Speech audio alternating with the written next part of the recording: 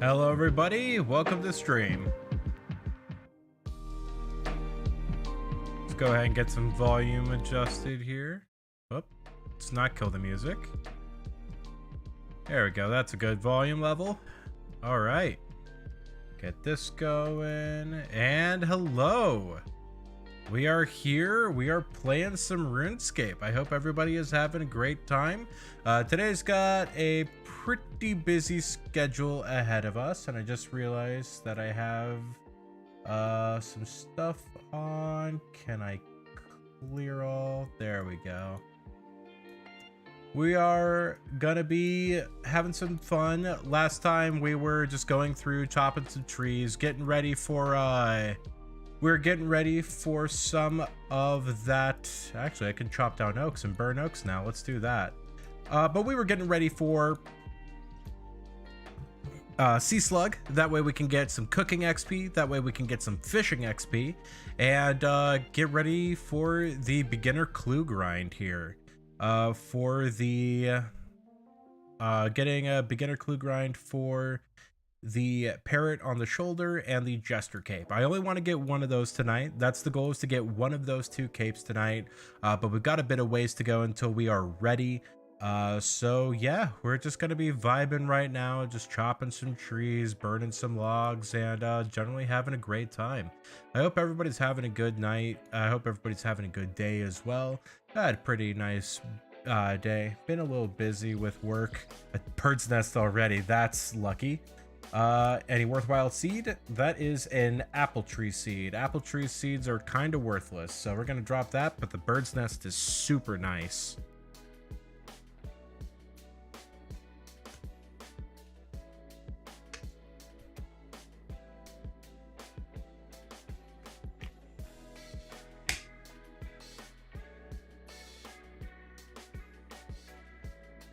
I'm also starting to think of a more stable stream schedule, because it is kind of just like I go live whenever. I think at the very least, I want to do a stream every Tuesday, Thursday, because I have a bit more time on those days after work to be able to actually get like a short together, get prepared, and kind of have some time to relax before a stream.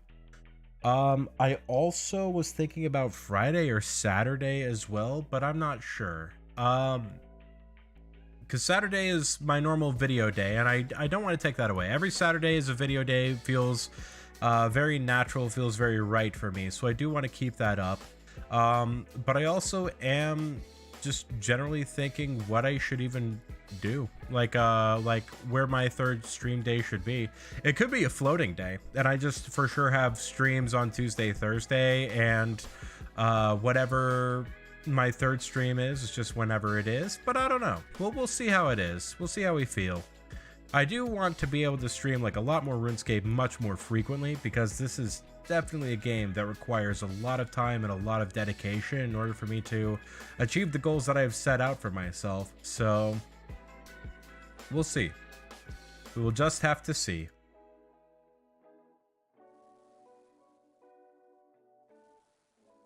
I'll probably bring it up again a little bit later on in the stream to see if people have a specific day that they would like me to stream. This is awesome armor. That's the Bloodbark armor. It's one of the cooler looking armor sets in the game. What's this person? They are a main. Okay.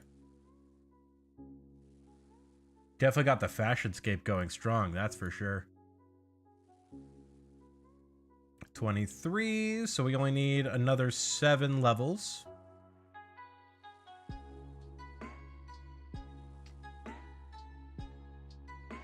Oh.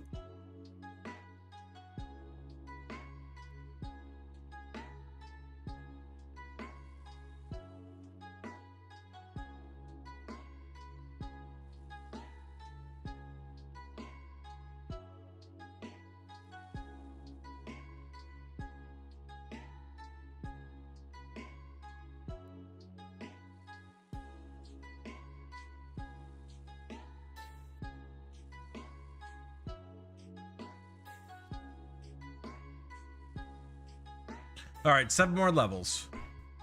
Should go by a lot faster now that we have oaks at our disposal.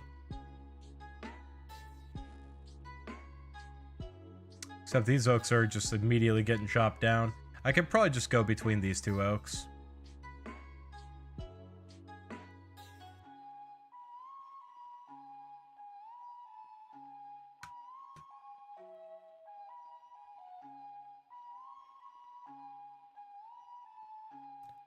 Hi Endorb, how's stream been so far? Been good, I only just started. Hope you've been having a great day. Right now I'm just training up some fire making. I need level 30 fire making in order for me to do the quest to get my fishing up. So just knocking this out super quick while we have a little bit of time at the beginning of stream. Been hard at work on that Dead by Daylight guide. I'm curious to see how that goes, because you know, I've never played Dead by Daylight very seriously. I've only played like a round or 2, so I don't know. I could benefit from that guide quite a bit. I'll give it a watch when it's done, and I'll let you know how much it helped me understand that game a bit better. I'm definitely the perfect blank slate for that, that's for sure.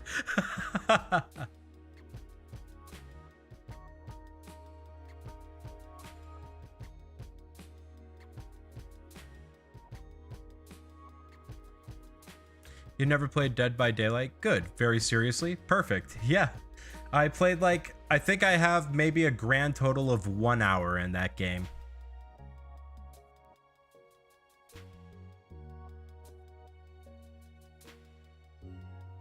It's never really caught my interest before that much. I don't know. I know it's fun. I know a lot of people really like it, but nah, just didn't seem like my kind of game, at least at the time.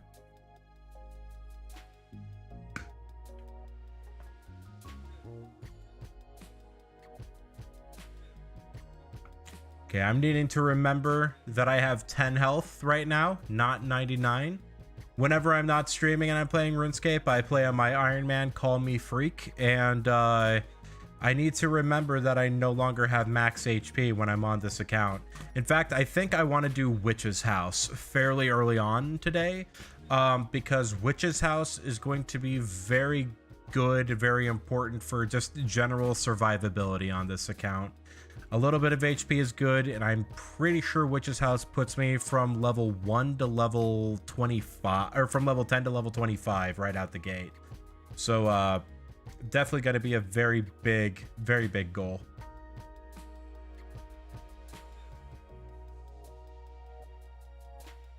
So that's how to get good and more of an, oh my god, what do all these 212 perks do and 22 killers? I mean, that's perfect for me because I have no idea what perks do. I don't know like the special abilities of killers. Like that just sounds like a really good general guide to get into Dead by Daylight.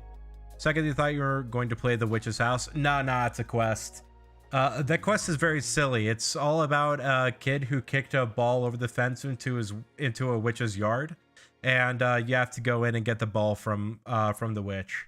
It's super quick. It's a very fast quest, but the boss in it can be a little bit scary, so I might have to take a little bit of time to learn the safe spot before I actually go do that quest. That classic childhood story? Oh, absolutely. I mean, Camelot is in RuneScape. Like, they take a lot of very classic tropes and a lot of very classic like fantasy stories and just plop them in RuneScape. There are Monty Python references everywhere as well. But yeah, like Camelot straight up is a major city in this game that you frequently visit. And it's funny too because like King Arthur and like Sir Lancelot and everyone there, they actually say like, yeah, we're from England and we came here just to hang out, basically.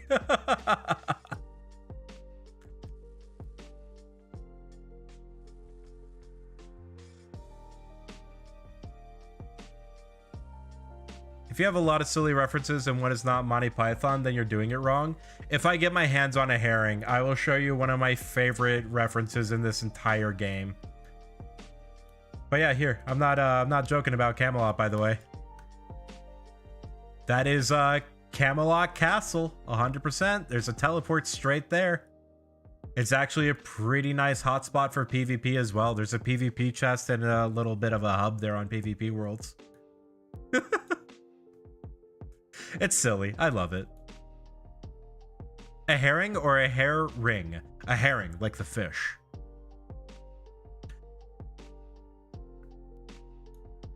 Actually, where can I get a herring? Because that would be a worthwhile Easter egg to show off. It's one of my favorite ones in any video game. Raw herring. Where do I get you? Level 10 fishing is all I need to actually catch it, so that's good. Can I buy it anywhere? It's a Weiss. I have no way of getting the Weiss right now. Okay. Doofy Charlie's shop is the only one I can get to right. Yeah, okay. Nowhere sells herring right out the gate, so I'm just gonna have to actually fish up a herring. River fishing spots do not provide raw herring. That's good to know. Fishing spots by the sea, so I'll go to Catherby for that. That's pretty much what I have to do.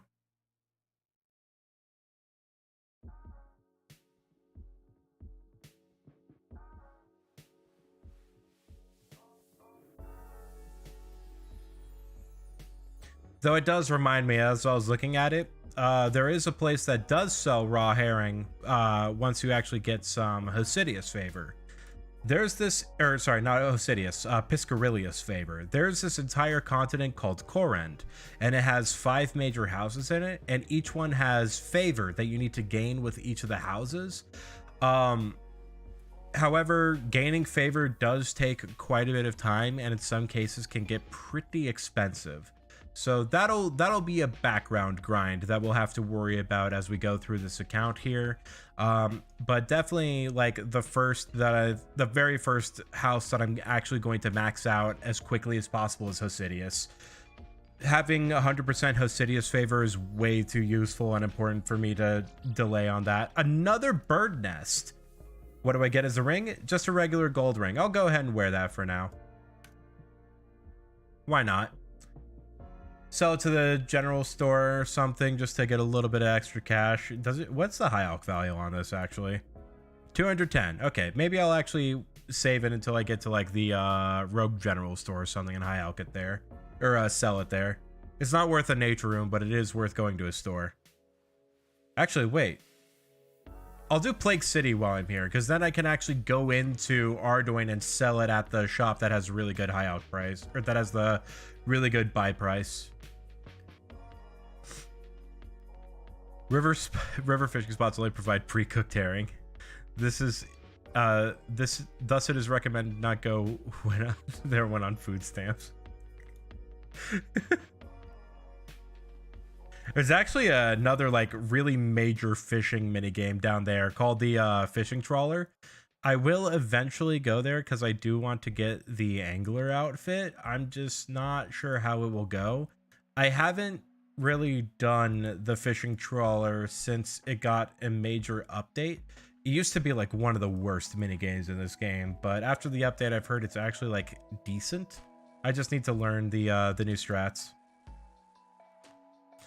Said 5 houses, it reminded me of that guy who never played Fire Emblem and said he'd answer any questions, and he was really good at actually guessing twists with his tomfoolery. That reminds me of how I was with Fairy Tail. My one of my old high school buddies showed me Fairy Tail a while ago, the anime, and I guessed almost every major twist of the parts that we were watching. Like I would just look over to him and I just go like, is this actually what's gonna happen? Like, is this building up to that? And he'd look at me and like, dude, stop it. It's like, you're too good at guessing this stuff.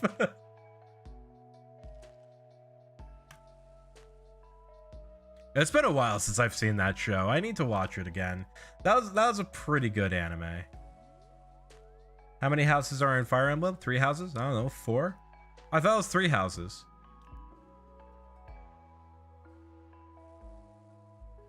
Oh, there are 4 houses and 3 houses? What, is there like an evil person house that you can't join, so therefore it's not a part of the title? Or is it like the secret house that's forbidden and it only comes in like the last 40 hours of the game? Because I imagine that's a 100-hour game easy. It's a 4th DLC house. Okay, that's also another option I didn't consider. A DLC house, huh? I guess that game does get DLC, doesn't it? It was a 3DS title, right?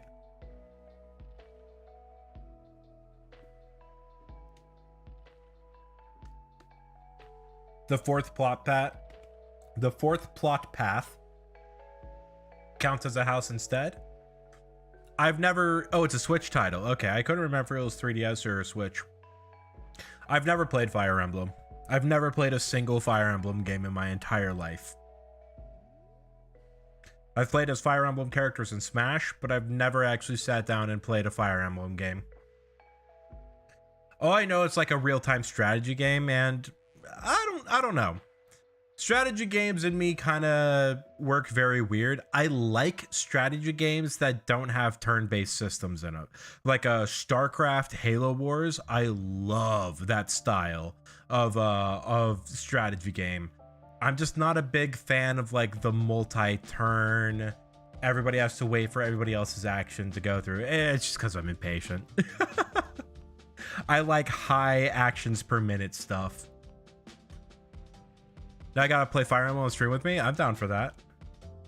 It came out after Smash Ult. What was the one that Corrin was from? Was that Awakening? I think I was thinking of Awakening when I was talking about the 3DS title. For RPG strategy, you prefer mixed time systems, but RTS is fun too. Mixed time system. That's like what Final Fantasy has, right? Where everybody has like an action bar they have to wait to fill up before they can do things. And if you like let the action bar fill up a little, you can still do an attack, but it's not as strong as if you let it fill up all the way. Robin Lucina Crom is from Awakening. Okay. What was the other 3DS one? Because I know there were 2 3DS ones. And one of them was Awakening, but I completely forgot what the other one was. FF7 is an RTS, mixed time is pausing. Final Fantasy VII's a real-time strategy? Mixed time is pausing? Well, Corrin is from Fates. That's it. Fire Emblem Fates. That was the one I couldn't think of. I didn't think FF7 was a RTS. It does have an action meter that ticks up constantly, but I don't see that in the same category as an RTS personally. Because when I think RTS, I think like StarCraft. And Final Fantasy doesn't really have that StarCraft system, in my opinion.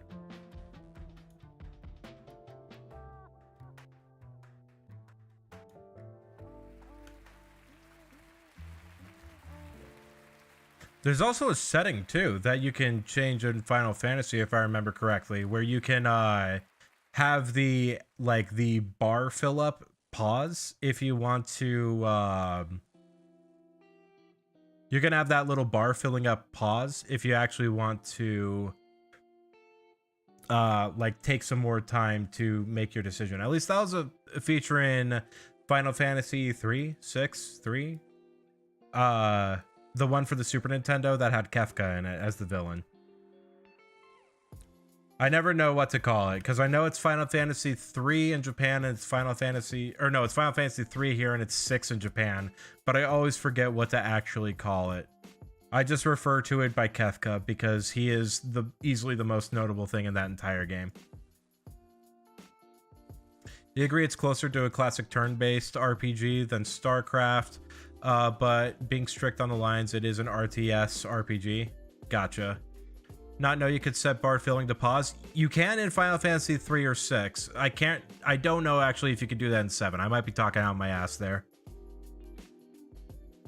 The only FF you've played are 7 and X2, and X2 doesn't have that pausing. I've never played Final Fantasy X. The only Final Fantasies I've ever played was like the first couple hours of 6, the first couple hours of 7. Like I got out of Midgar in 7, and then I played my very first Final Fantasy experience was actually Final Fantasy 13, and I hated it. I really did not like Final Fantasy 13. that felt like a game that should have had the kind of gameplay that Final Fantasy 15 has, but I was frustrated by the fact that it was turn-based, because I kept on like remembering I would just be standing there, get hit by a giant blow, and be sitting there like, why didn't I dodge? I could easily walk just to the left of that attack and not get hit by it. And I couldn't like fathom that it was just in a strategy game that I couldn't actually control my character movement on. True Final Fantasy fans name the games not by their number, but by their villain. Final Fantasy Sephiroth, Final Fantasy X-Death, Final Fantasy Kefka. I mean, if I say Final Fantasy Kefka, everybody knows who I'm talking about. It's same thing with Final Fantasy Sephiroth. If you go like, oh, I like that one game, I like that one Final Fantasy game with Sephiroth in it, you already know which one I'm talking about. Though granted, there is also like the subcategories, like there's Crisis Core versus Final Fantasy VII, because both of them have Sephiroth in it as well. But yeah, Final Fantasy, I can't even just say Genova or something like that. Is it Genova? I honest to God get Genova and no, it is Genova. Right? I gotta be real embarrassed if that's wrong. Because part of me keeps thinking I'm saying like God, like Jehovah, but that's not it. It's Genova. Genova, yes. I thought it was a J. Okay. I don't know. Like I said, I've played like 5 hours of Final Fantasy VII, and that was like 4 years ago. 5 years ago, actually. Actually, was it longer than that? It was my freshman year of college. That was like what, 2016? So like 6 years ago. You always call it Geneva to mess people up. Nice.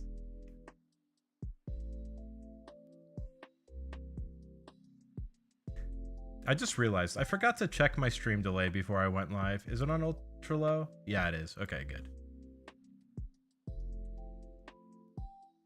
You knew me back then? Yeah, you did.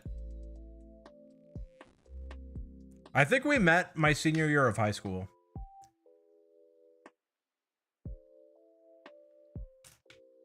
I think that's when I first joined that RP.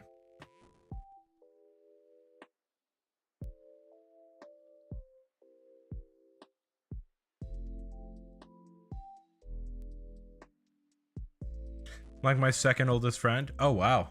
Okay. There we go.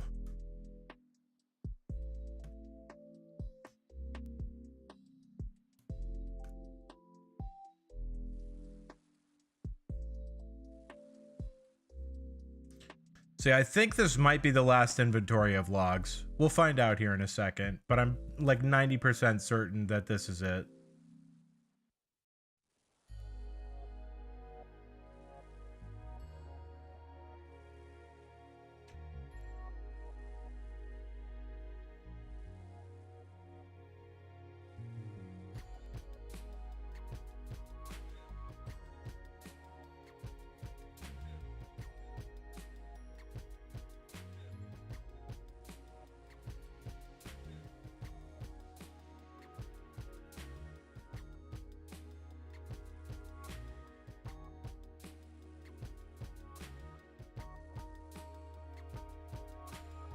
Okay, one more inventory of logs. And then I also need to remember that I need to get 10 regular logs, so that way I can make the 10 planks for Daddy's home. The mini quest. Realized right after I said it that that sounded kind of weird.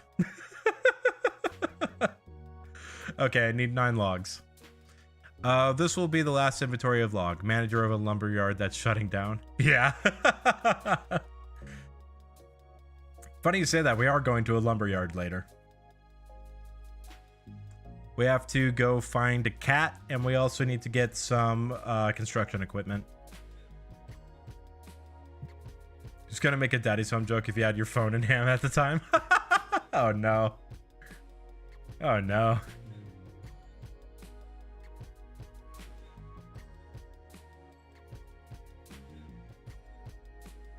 I made a short today before I went live. That's kind of why I'm actually a little later than normal. I'm kind of curious on how it's gonna do. I'm thinking of like a lot of the shorts that I put out for RuneScape could be tutorial type content, where the short that I put out talks about like really good things to do as a starting Iron Man, like the fact that you should be focusing magic as your primary combat stat from the very beginning. Same thing with like where to get really cheap, really good food that combos well with magic because it doesn't impact it in a negative way. So I'm very curious to see how that short's gonna do and to see if I get any viewers to stream due to it. Because last time I posted a short right before I streamed, and it was a RuneScape related short, it had quite a good draw. So we'll see what happens tonight. I'm kind of curious. A lot of the stuff that I'm doing on YouTube right now is very experimental. Like, I don't have a plan for a lot of what's going on. So birds' nests are going to be insanely important to keep. They are like the #1 resource that I need to start stockpiling as early as possible and get as many as I can. The reason behind this is because at I think it's like 70 herblore. What is it? 81 herblore. Wow, I was way off. 81 herblore. I get the option to make Ceradomin brews, which are really, really good potions. They are 4 doses. They only heal like a little bit every single sip, but they also give you the added benefit of being able to overheal for higher than what your max health is. And they also have the ability of increasing your defense with a drawback of decreasing your attack, strength, defense, magic, and range too, I think. So, oh, I already had the logs. Whoops. Should have checked my inventory before I did that. That's okay. We're going to put this here. Bird's nest go here. Okay. Yep, that looks good for right now. Let's actually put my fishing rods and fishing stuff here. Sardines we'll have here. The red berries are good. I need to get a pie tin. I forgot where you get the pie tin from. Let me actually look. Pie dish or tin or whatever it is. Pie dish. Pie dish, where can I buy? Oh, I could just get it in Catherby.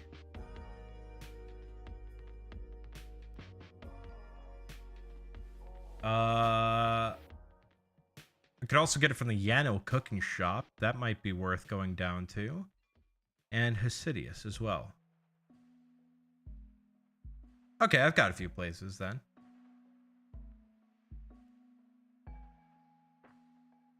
I've also got the Varrock Palace.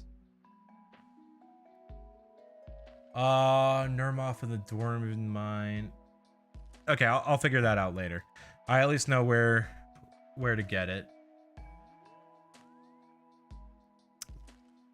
Being much less searchable, you think shorts might be the wrong call for tutorials? It's just more like very quick tips and tricks, really. Perhaps short videos, 5 minutes, that can be cut into shorts. Also confirmed that, unlike Twitch, PC has less delay than mobile. Interesting.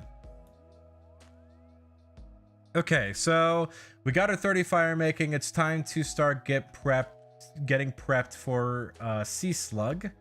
What do I need for sea slug? I need swamp paste. Swamp paste I can get from the fishing trawler. So we're gonna go down there and grab it real fast.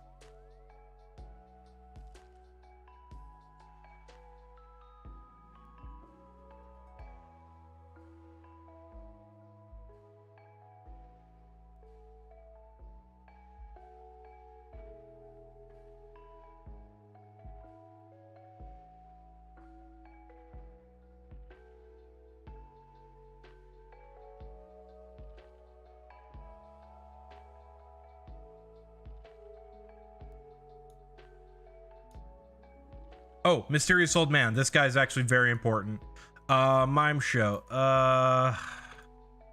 That's like the worst thing that this guy could give me, because it actually doesn't give me anything.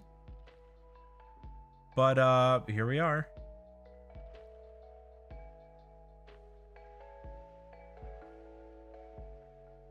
Okay, here we go. Okay, so scratch head. Where is it? Think. Good. Give me another. Laugh.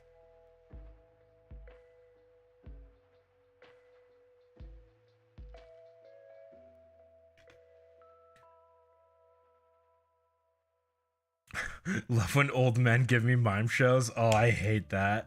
I hate the phrasing on that. Okay, that's a lean. That's an easy lean.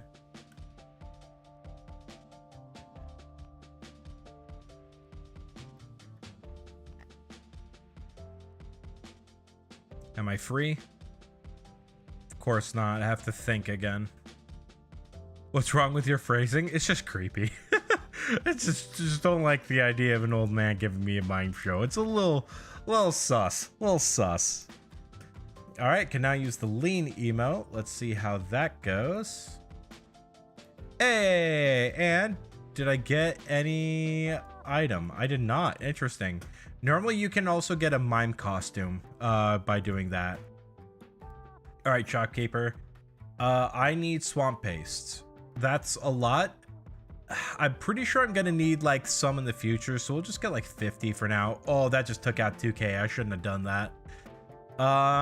Is there anything for the charter ships that's worthwhile to get right now? Let's see.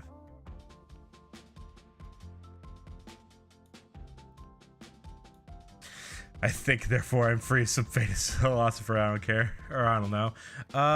Okay, so eye patches. I mean, some interesting stuff here. A glass blowing pipe will eventually be needed, but I'm not going to buy it right now as it's not needed quite yet. Bucket of sand and soda ash is going to also be extremely important later on. Cake tin. The pineapples will also be very important as well. Newcomer map, don't need to worry about that. Hammer, chisel. I think I have a hammer. I don't have a chisel though. Let me actually check before I buy stuff that I don't need. Because if I need a chisel, then that's the perfect place to get one. Oh, I don't even have a hammer either. Okay, we'll get both.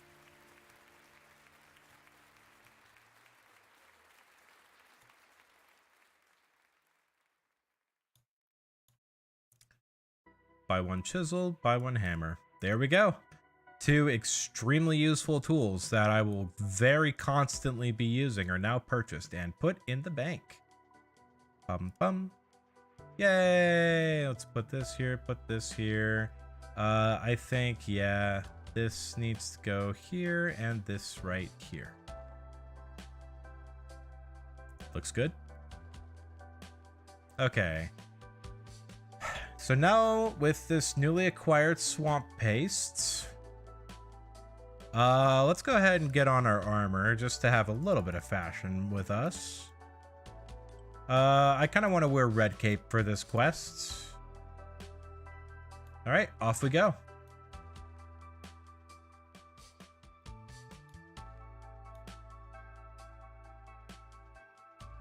Yay, constantly useful tools. Yeah, there aren't many in RuneScape, but when they happen, they are very nice. There's a lot of real useless tools in RuneScape. There's like the fishing nets are very rarely ever worth using, or they're very rarely ever used. I'll say I'll be using my fishing net a lot pretty early on, especially because there's some fish that I need to get that stack, and they'll be extremely useful for growing cats. Because I need to grow a lot of cats, that's for sure. So those will be very useful. But once I grow all the cats that I need, I'm not gonna need that fishing net for barely anything anymore. The fishing rod I only have for a quest. In all honesty, there's nothing that I really need that gets caught with a fishing rod. So there's some real stinkers, that's for sure. But chisel, hammer. super fantastic. Hammer was actually so useful that they made a wieldable hammer and put it in the game like a year ago now, year and a half. When did that quest come out? It was a while ago.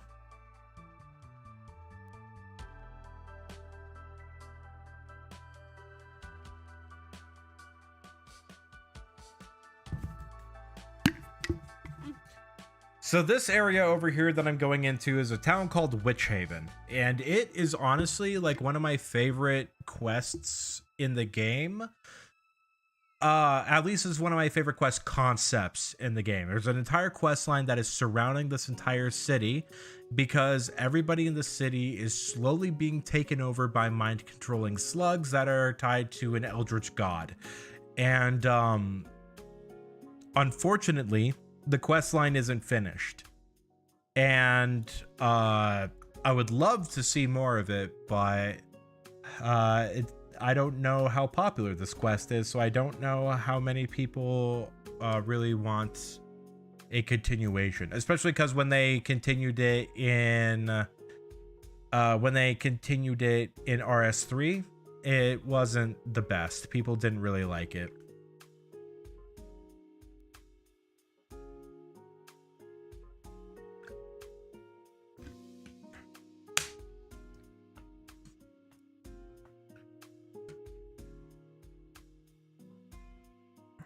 So yeah, the Mollusk Menace. Okay, so here we go. So yeah, all these fishermen on this platform are currently being mind controlled by these crazy sea slug things over here. Oh, ropes. Oh my god, ropes. Rope is, like, I kid you not, one of the most important items in the game to have a lot of. Ropes are used very frequently, and you very rarely get them back whenever you use them. So I'm very happy I saw those rope spawns. We're gonna get a few more as we go through this quest. They're that important for me to like actually go out of my way to stockpile them. Okay. I need to go talk to this kid in here.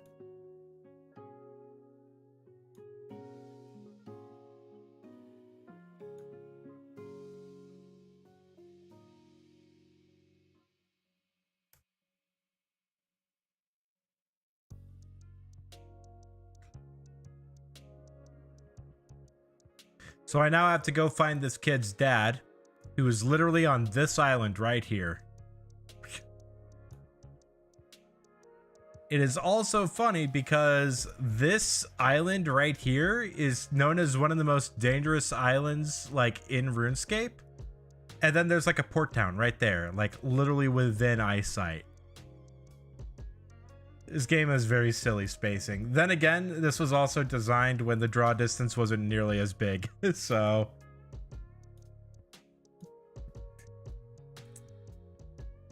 not exactly something that they could have helped. But yeah, here I am. There's also Entrana, which is a island filled with peaceful, helpful Spheridominist monks that just, you know, within eyesight of this guy, chose not to help him. Very, very caring individuals, I see. Yep. I got a slug on my neck. Thank you. And now we have a dead sea slug. Ow. Why? Okay, I guess I can't get the sea slug. When do I get the sea slug paste? Yeah. Can't talk. Words are hard. Nope, not Holgart. That's not what I wanted. Is it just gonna take me back to the island? No, it's gonna take me back to Witch Haven. Good. Take me back, Holgart.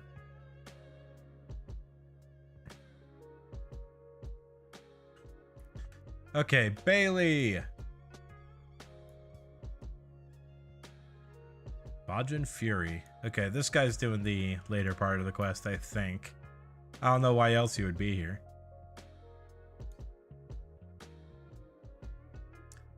All right, cool. So now for probably one of the weirdest things that One of the weirdest quest solutions in this entire game. I have a torch, but I don't have a tinderbox on me, and I actually can't bring a tinderbox with me because it gets wet in the boat on the way here. So in order for me to light this torch and provide a bit of a buffer between me and these slugs, I have to wander over here and grab these damp sticks as well as some broken glass and do what this guy's doing. Yeah. So I have to use the broken glass on the damp sticks. I put the sticks down and then I use the sun to dry the sticks, which I then rub together in order to light my torch. It's the most like extra way ever to light a torch, and I love it. It's so unnecessary. We are also going to kick a wall in order to scare this child, so that way he can get on this crane and leave. There we go. Oh, apparently I need to talk to him first before I kick the wall. This guy's doing the quest with me. That's funny. Level 75 doing a quest with level 3. Oh, level 4. Ooh, when did I get level 4? Oh, it's from the magic levels. Okay. All right, now we go over to the crane here.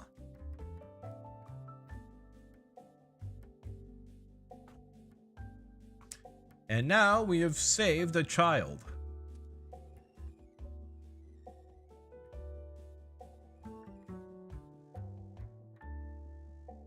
I don't know how that saved him, but it did. I feel like I just dunked him into the ocean.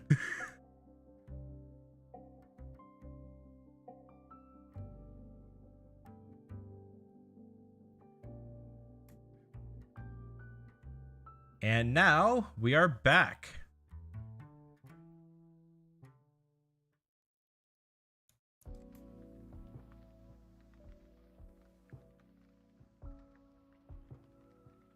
All right, cool. And now we have oyster pearls, which I don't think are that useful, but more importantly, we have level 24 fishing, which is more than enough for the requirements for the beginner clues. So we now do not need to worry about beginner clues at all anymore. We are good to go on that part. I need to turn on shift drop. We're also going to do this. We're also going to hide my player attack options. Nice, nice, nice.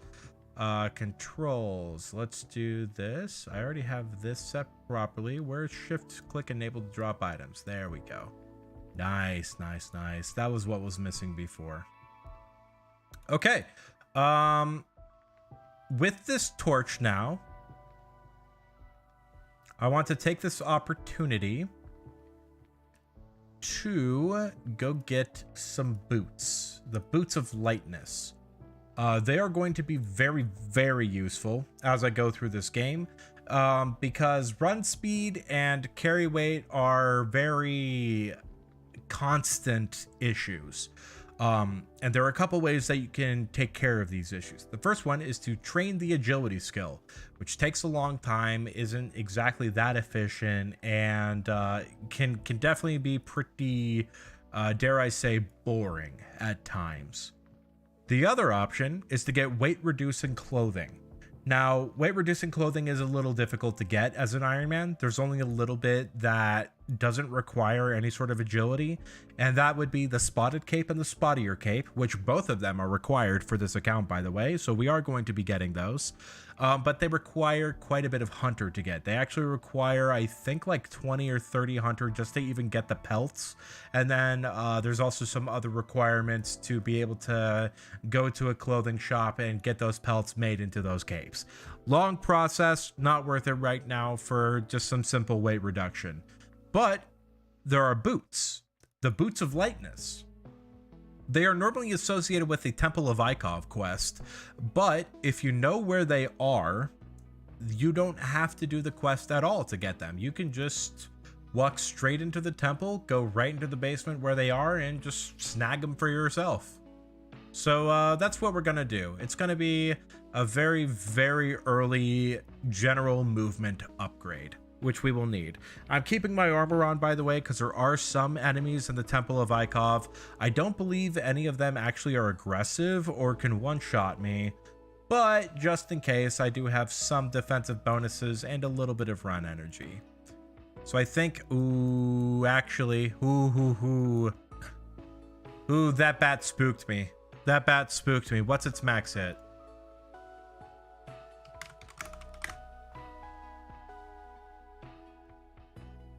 Max hit's 3. Okay. Is it aggressive? It is. Okay. Yeah, I can do this. There are 4 bats. There are 3 bats.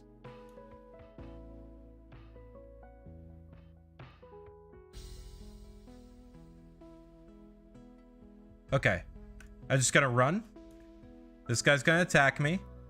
Oh, he's gonna try to attack me and fail. Nice. Okay, okay. Nice, nice. And now I come down here. There's a giant spider, but giant spiders don't really hurt me. So we're going to instead go over to this web here. Gonna cut it and then get the boots of lightness. Failed to cut through it. Failed to cut through it. Failed to cut through it. There it is. Boots of lightness. We now have less weight. We started off at, so let's see. We have 11 kilograms on us right now. We put on the boots of lightness and we are now down to 6. So it's a minus 5 kilogram weight reduction, which is super, super nice. That's very useful. But for right now, we are going to go ahead and head back to Lumbridge. There's a couple things that I want to do here as I prepare for a few more quests. We do want to do Plague City. That's the next big quest that we are going to go for.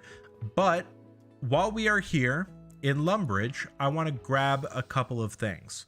Actually, very first thing I want to do is go to Varrock, because I forgot to buy a Staff of Fire while we were up in Varrock, and that's not good. Staffs of Fire are the Staff of Fire is going to be extremely important moving forward. But while we are going this way, we're also going to start the X Marks the Spot quest, because we need to be able to go to Zaya fairly early on, and this is the quest that I need to do in order for me to unlock the Kingdom of Korend, also known as Zaya. All right, so thanks, Veos. So I do need a spade, don't I? Where do I get a shovel? Or where do I get a spade from? Let's untag these goblins. We don't need them tagged yet. Ah, there's a spade. I don't have any money. There's a man right there, though. I can grab some money. Just get like a good 20 gold from him. You know, he doesn't need the money. Okay, fine, 15. Whatever. Fine, I guess I won't rob you blind.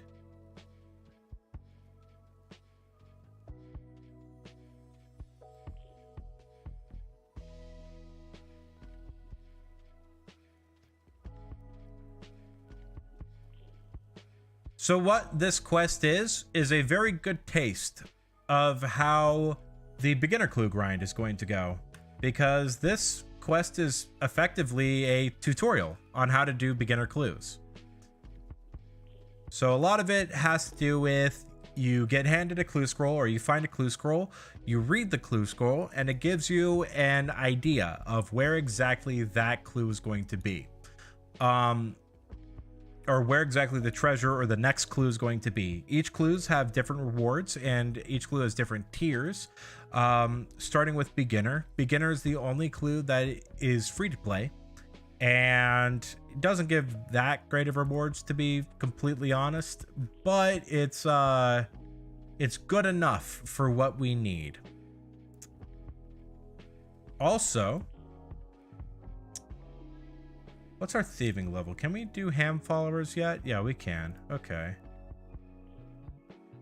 We will need to go into this little place right now to pickpocket some ham followers, because we need something called the ham cloak. Or not, sorry, we will need the ham cloak because it's a cape, and we do need the ham cloak.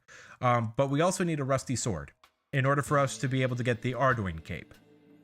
So that is a future visit from us. Not right now, though.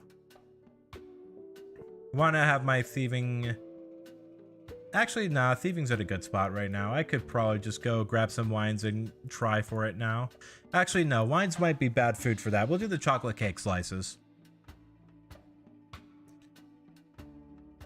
Also, am going to be putting a burning torch into my bank with no regrets. And I'm going to get rid of my hardcore armor because it is weighing me down quite a bit. All right, this goes in here. This goes in here. The spade will absolutely have its own dedicated spot. Okay, and we're going to bring like 10 chocolate cake slices. Just got to make sure I steer clear of this general area because of these little jail guards. These jail guards do hurt a bit because they are level 26. And they are part of another quest that I am not doing right now. At least not yet. Not for a bit. Just mainly because I don't need to for a bit.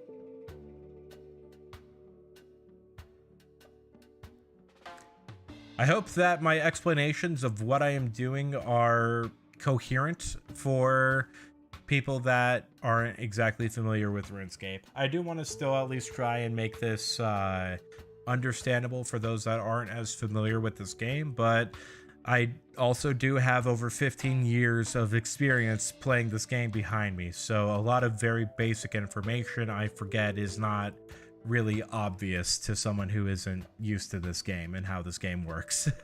So if anybody's confused about what I'm doing or any of the terminology I'm using, please say so I can explain it a bit better.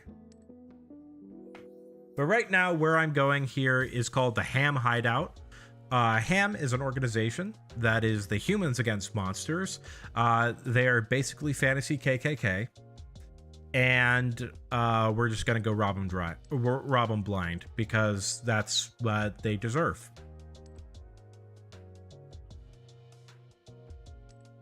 Hey, pick their trapdoor. Let's go. So specifically, because the female ham members have slightly better chances of us being able to pickpocket them, we're going to mainly go for the female ham members. And what we are looking for is a rusty sword, though the steel pickaxe is really, really good. That's an upgrade for us, absolutely. That guy was maxed. Interesting. Also, if I get this person's cape, I'm going to be super happy. What's that? A guam leaf? Okay, we could take guams. Bronze pickaxe, not great. The buttons are nice crafting XP. I think we need to keep at least one set for the Ava's Attractor later on. Okay. So that is one of the bad parts of the Ham Hideout with low thieving, is that if you do get caught a few times, not only does it deal some damage every single time, but you have the possibility of getting just kicked out and put into a random area. So got to be a little careful with it. Or not really careful, just got to be patient. There's only one item I need. So once I get that item, I'm bouncing. But, you know, feathers, the guam leaf isn't as hype because eventually it'll get to a point where guams aren't even worth the time it takes to click on them to pick them up. But the buttons are going to be used for a quest. The feathers are extremely useful. That's one of the most important ingredients in the game, because they are used to make like they're used to make arrows. They're used for fly fishing as well. So buttons are very important. An easy clue. Hey, there we go. Can I even do this right now? I could do this. Okay.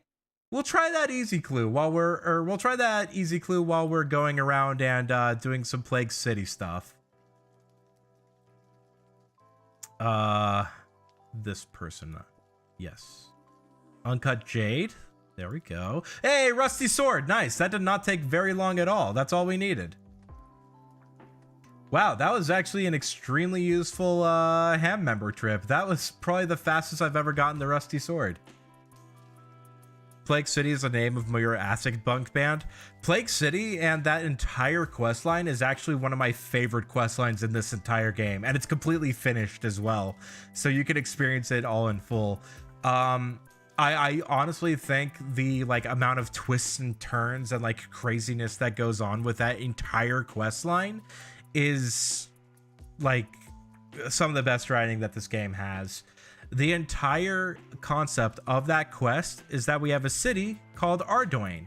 This is I was just here very beginning. When I started streaming, I was chopping trees. I was actually down right around here. But the city of Ardoin is split into East Ardoin and West Ardoin. East Ardoin is just your normal town. It's your normal city with a king and everything. But West Ardoin is afflicted with a plague that has basically forced this entire area into quarantine protocol. So, Plague City is about going into West Ardoin to try and rescue someone who got kidnapped and was taken over the wall in order for you to try and prevent someone from catching the plague a bit. At least that's how it starts. So, we'll get there. All right. We now have that. I'm going to pick up a little bit of cheese while we're here. Cheese is going to be important for the Witch's House quest, so may as well grab some while I get the chance.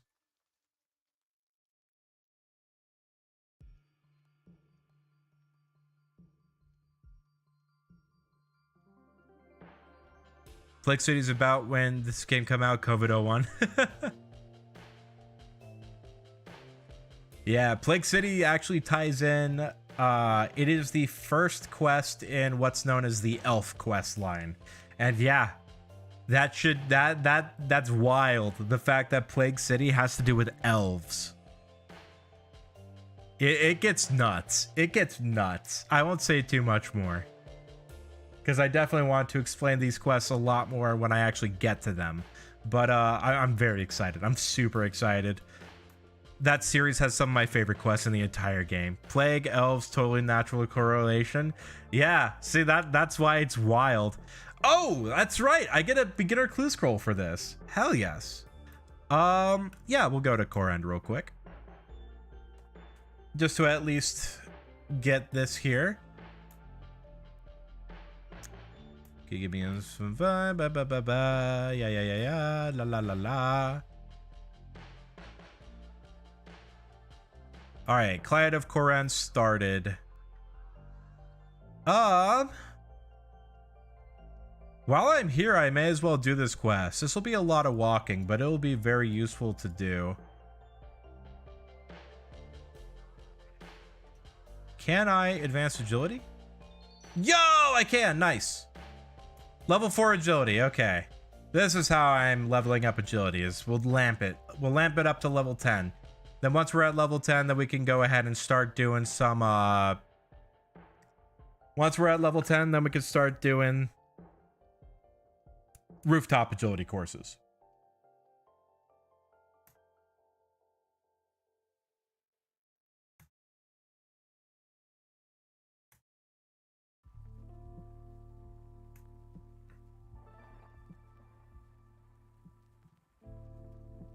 Okay, first city down. Basically, this quest is very simple. All I have to do is go around the 5 major cities of Korend and gather some signatures. So, a lot of walking, but it is still a fairly quick quest. So, may as well knock it out while we're here. We also get the 10 agility that I'm looking for, so my run energy is going to be replenishing just that much faster. Which, oh boy, I need all the run energy that I can get in the early game.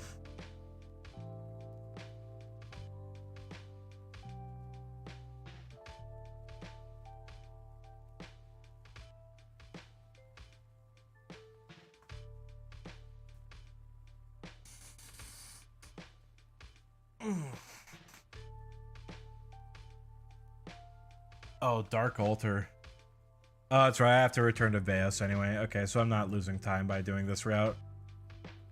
The Dark Altar is up this way, so I was thinking maybe this particular house I should do last, but it looks like it doesn't matter. I should just be able to go in a complete circle.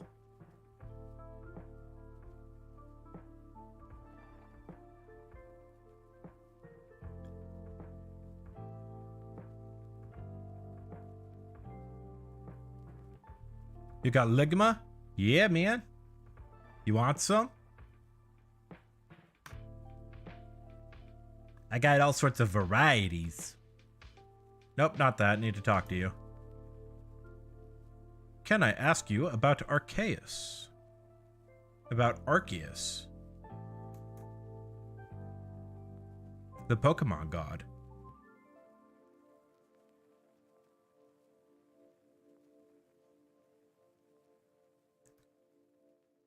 So this place doesn't have a fully finished quest line either. The entire continent.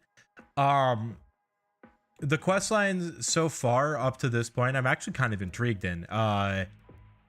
It seems like there's going to be an entirely new continent, or at least a new region that will eventually be added into the game. And I'm very excited to see how that one's going to work.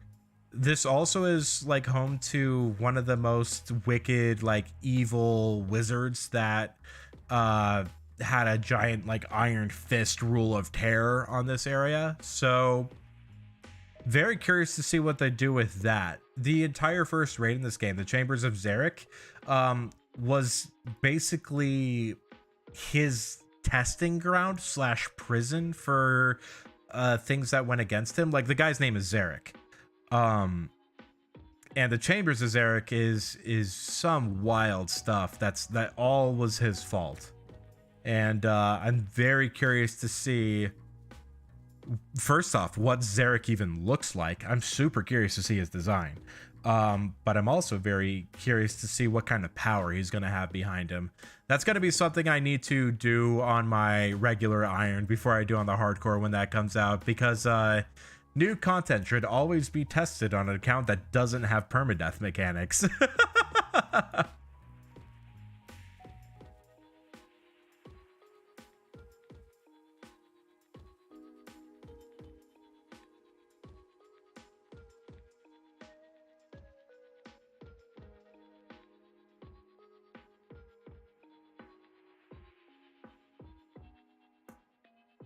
Nope. This one.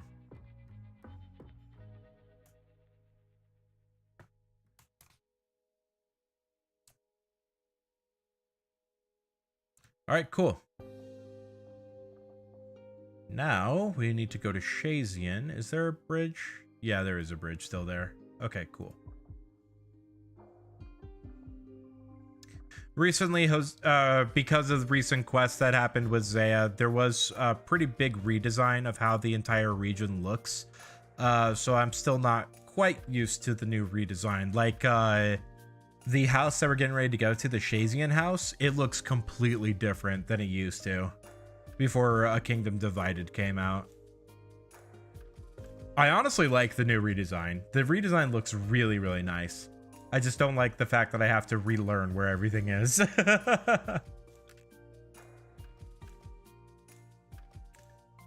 gonna turn my tile indicators back on.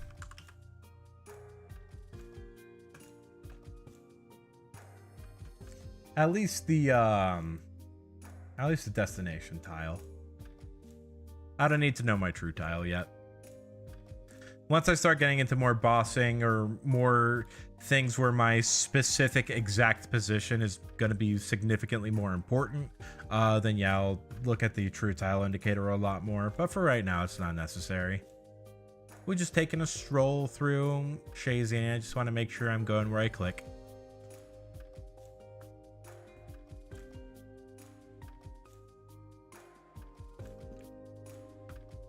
Lizardman's a grind that I'm going to have to do. Not yet, but soon. It's like the best way to get favor for Shazian is to kill Lizardmen. Also, there's a Slayer cave over there. It's a chasm of fire. There's a lot of demons.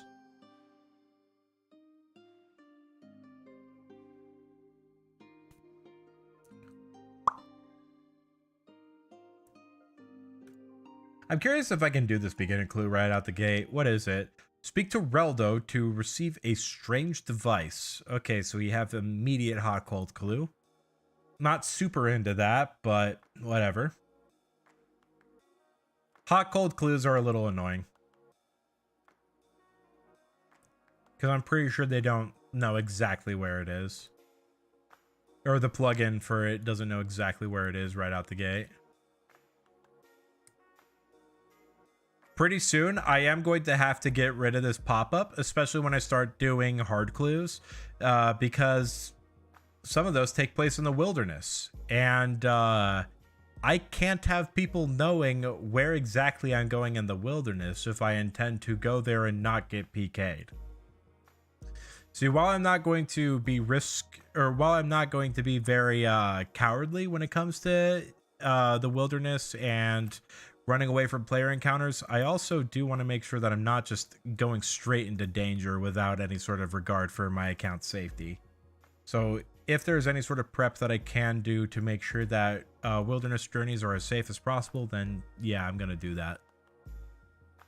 Can I just go straight this way? Is there a bridge? Okay, go over here and then north. Yep, there's the yew trees. And go north here. Oh, am I passing the Forsyth dungeon? Is that going to be dangerous for me? No, all this dangerous stuff is inside the dungeon. There's nothing outside. Okay, yeah, we're fine. Let's go ahead and toggle our run back on. The last jog to Hasidius.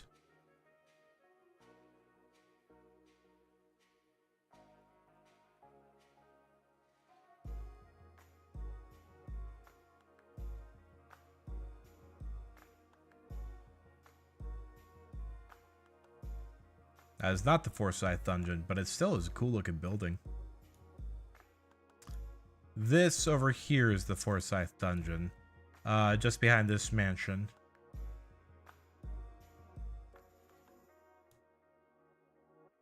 That dungeon is also home to a fairly low-level boss called Sarachnis. And I might be doing some Sarachnis in the future. There's no cape that's associated with it, but it does drop some very useful materials.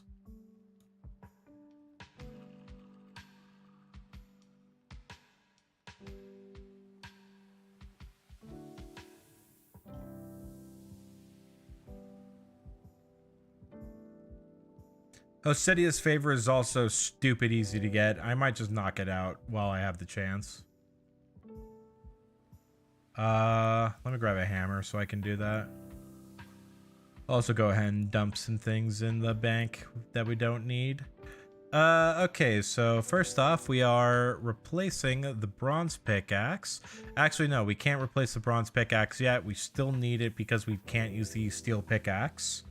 Yeah, let's go ahead and deposit all this. The jade we'll put here. Polished buttons we'll have right here. Is there anything that I can use that is a good indicator of quest items? This is. We'll put these in the quest items tab. Oyster pearls I need to get rid of at a certain point. This goes into quest items. What was that? Dougal leaves, that also goes into quest items, but I'm gonna need those soon, so I'm just gonna put them there. Feathers I want to put into this tab here and put them right next to the arrow shafts. Cool, cool. Cheese goes here. Guams, they go here. In terms of this, I want secondaries first and then the primary herbs. Easy clue will dump. Beginner clue will keep. Rusty sword will dump. We'll keep the coinage. Enchanted scroll, this. Now we just need a hammer. And how much favor was it to get to Hosidius? It's just 5%, right? Or is it 15%? Let's just go with 5% for now. think it's just the first 5% that's really the bad part.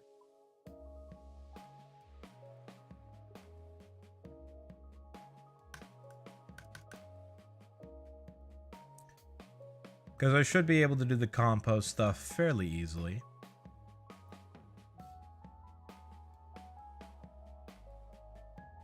Alright, plowing some fields. Let's go.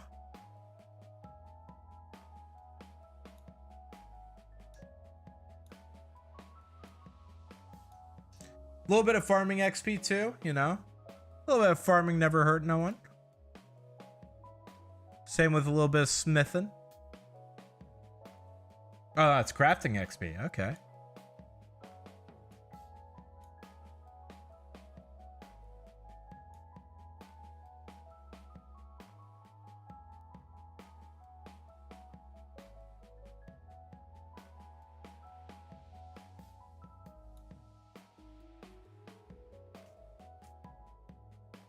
Once Osidius hits 5%, then we can go ahead and leave.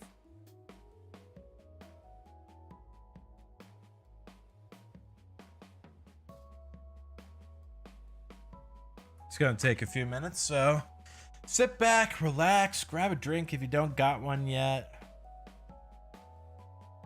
Be a great time.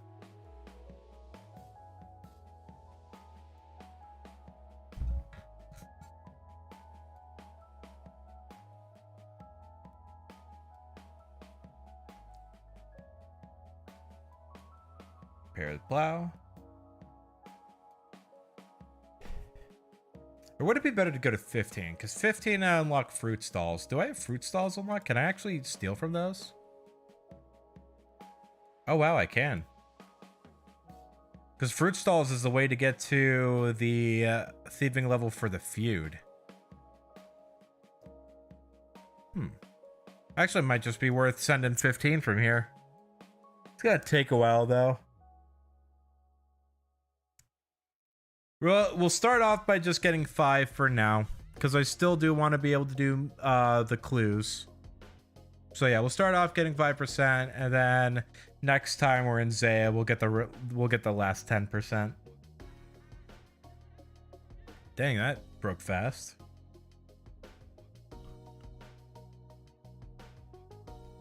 When do I unlock Tithe Farm?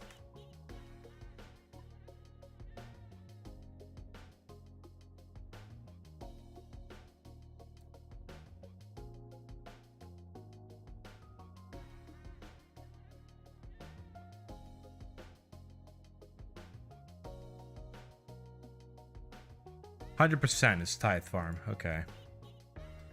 Zax Dash, I don't know why I just said your full-on username. Did I get Infernal Max yet? I have not. Not yet. Close, though.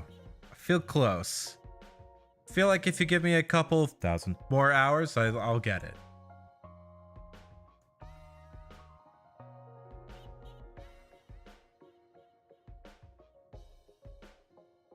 How's it going, though? I've been having a good night. Been very chill, just getting some Hosidius favor. Only starting off with getting 5% for right now, and then I'm gonna finish up Clan of Korand, and I think I'm pretty close to being able to start actually grinding out beginner clues. I still want to get like Plague City and a couple of those other quests done, but yeah, this pretty close to beginner clue grinds.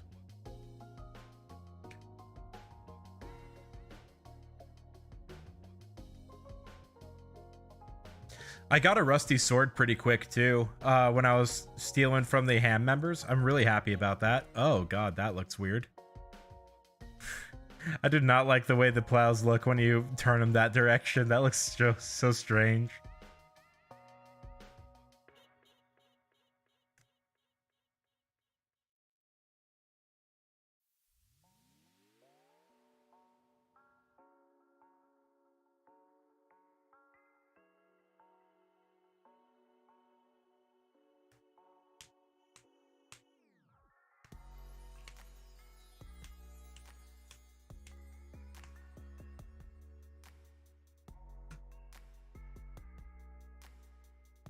I'm actually curious, what can I get from beginner clues that are worthwhile?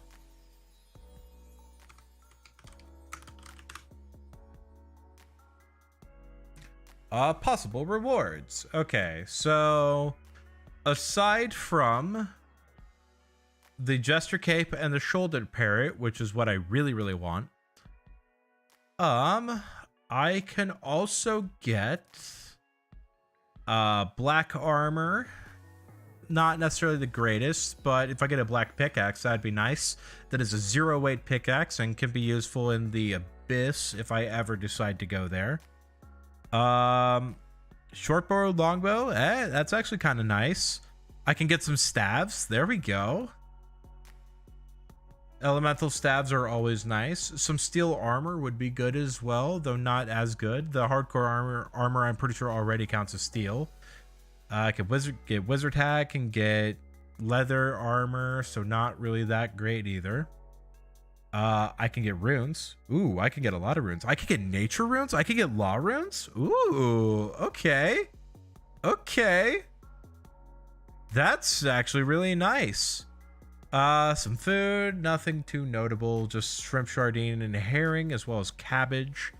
And I also get a emote for doing 600 beginner clues. That is a lot for that emote. Okay. Yikes.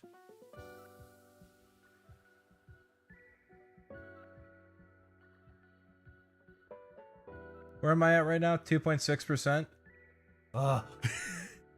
This takes so long. This is why I don't want to knock out 15% right now, because I can be here for literally like 30 minutes. We're only halfway there to the 5% goal that I initially stated. It'll be nice though, because I think I'll get a farming level out of it.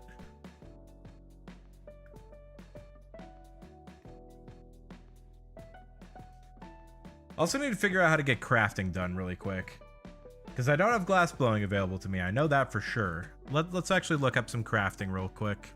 Crafting. Wow, I misspelled that. Okay. Crafting. Skill training guide.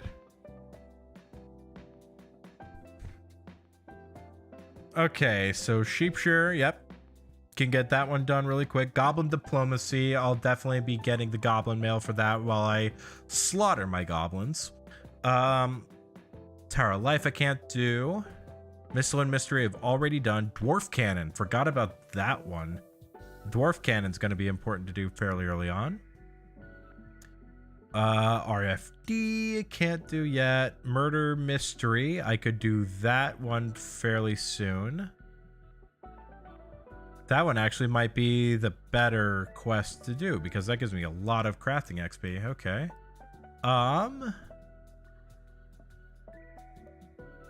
Anything else that I can do? Not really. Okay. Okay, so sheep shear and so doing sheep shear and then doing dwarf cannon would be extremely useful right now. When am I gonna be up in Camelot though for Missile and Mystery and Dwarf Cannon? It's not really a place I'm gonna be very soon. I'll have to think on that one. I'll have to think on when to actually get that cape. Or not that cape. I'll have to think on when to do that quest. If it's something that like is really important, like if I end up getting the crafting, if I end up getting like a crafting clue that I have to do, then yeah, I'll probably just go and do those quests super fast. Same with cooking. I need to figure out how to do cooking. Cooking. Ba-ba-ba.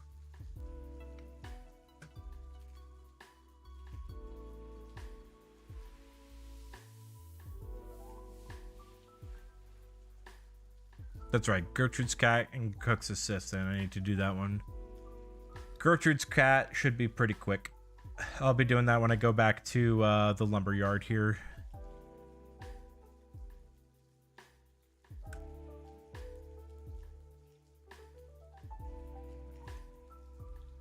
Oh, I also need to get a bucket of milk. I'm glad I thought of that before I got too far. Is there a dairy cow in Hosidius?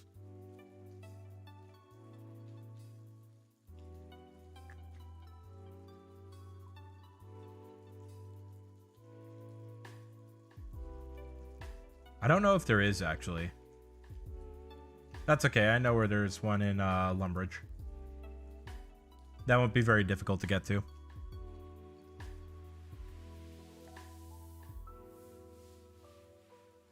All right, 1.4% to go, and then we are done with the Hosidius plow pushing.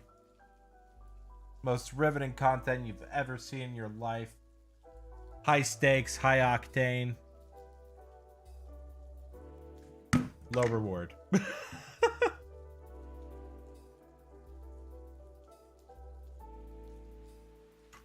Crafting level's nice, though. Gotten 2 crafting levels from this. Definitely won't say no to that. Wish the farming XP came a little faster, but, you know. Can't get everything, I guess.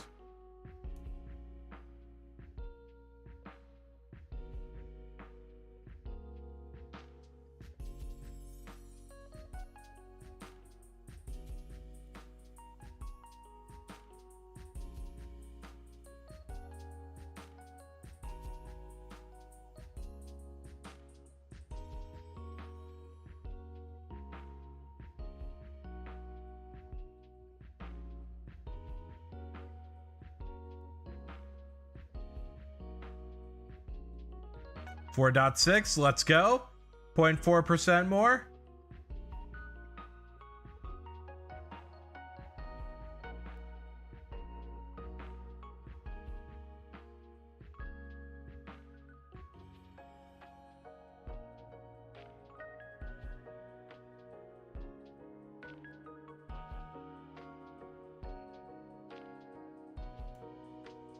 Come on, you can do it.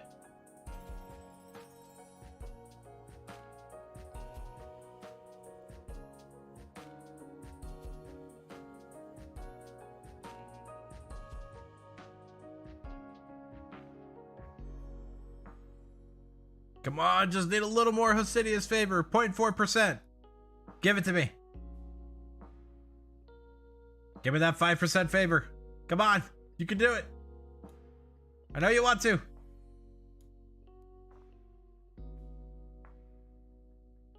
$5%.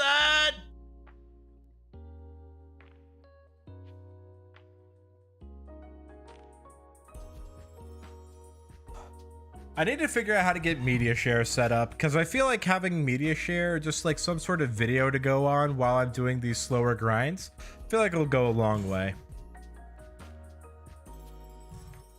But I just got to figure out how exactly to do that when it comes to the YouTube copyright system, because that's absolutely a concern. As content ID is vicious and does not care if it is fair use.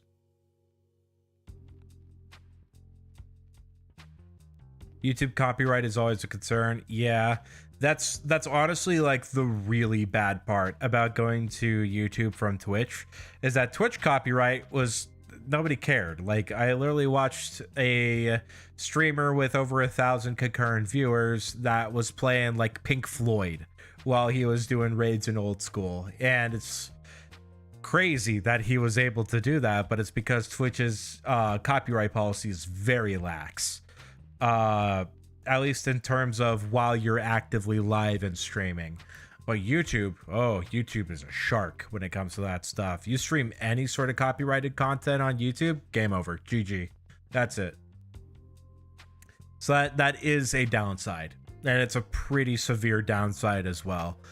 But I still think the streaming experience for the viewer is much better on YouTube than it is on Twitch. Just from an advertisement's perspective. Because you're not having to sit through 180 seconds of ads in order to be able to say hello to me. Remember Lily Pete once said they should make it so after dispute, the claimant has 7 days to either retract the strike or declare they plan to file suit?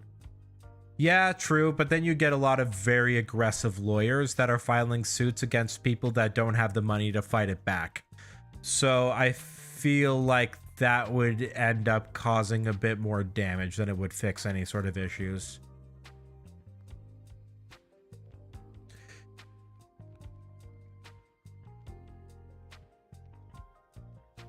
Just because of the fact that it now effectively requires people to to enter into a legal battle every time they get a copyright strike on their channel, which I mean, some people would absolutely be willing to go through that legal battle, but if I had that happen to me, oh god, I'd be freaking out.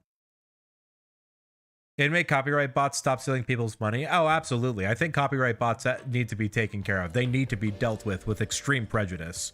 But the worry is that sometimes with a process like that, the little guy can really get destroyed, and that's not the goal here. We want to make sure that the little guy can use this type of content without any sort of worry. But yeah, I don't know. That's my own opinion on it. I think it's not as cut and dry of a situation. I think it requires a bit more nuance. I do think, though, that if a copyright goes through, or if a copyright strike goes through and the claimant cannot provide full evidence that they own the thing that they strike, I think that YouTube should absolutely press charges. Or not press charges, but I do think that there should be some sort of court battle against shell companies or companies that do not own the copyright claiming the copyright. That's why I kind of want that's why I want someone like Apple to have some sort of copyright infringement happen against them on YouTube's end, so they could just absolutely clown on them. You hate those companies? I do too. Nobody likes them. They only exist to steal other people's money and work by claiming that they are someone who did not actually provide that work.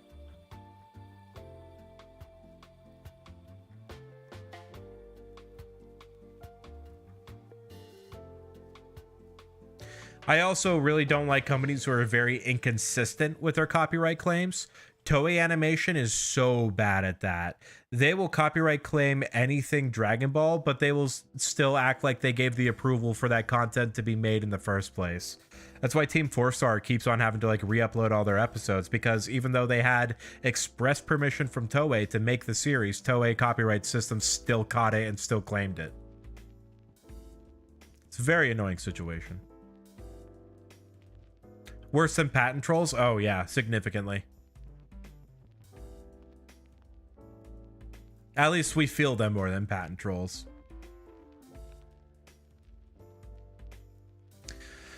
All right, time to head to the Dark Altar and get my level 10 agility so I can run just a little bit faster.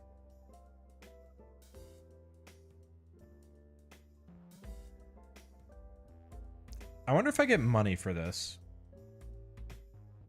Patents are stupid, so patent trolls aren't as bad. Patents are... I don't know too much about patents, but I do definitely understand why they exist, and do think that it is very good that they exist, just from a pure what they are and what they do kind of level. Because, if you have an idea, or if you have some sort of design that you want to make sure someone doesn't steal and copy, then yeah, you should absolutely patent that so nobody steals and copies that idea. But at the same time, things that are very silly can attempt to get patents. I think I remember one time Apple tried to patent a square with rounded edges as a design concept for a phone. I mean, which is what every single phone looks like. It's a square with rounded edges. And even some other objects that aren't phones share that quality. And so that one got knocked down pretty quick, but some people do try and pull sneakies like that. Mini games and loading screens, yeah, that's a little intense. That's a little crazy. Rectangle, yeah. Square's a rectangle.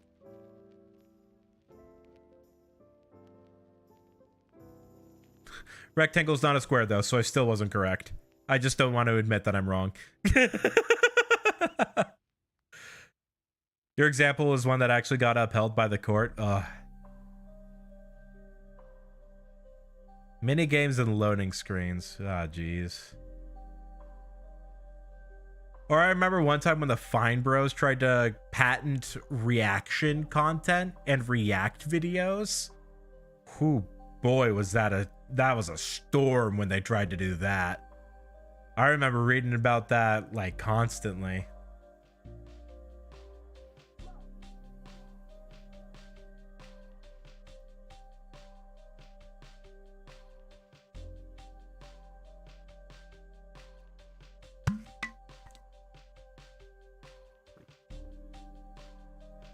Getting patents, copyright, and trademark jumbled? I think I am.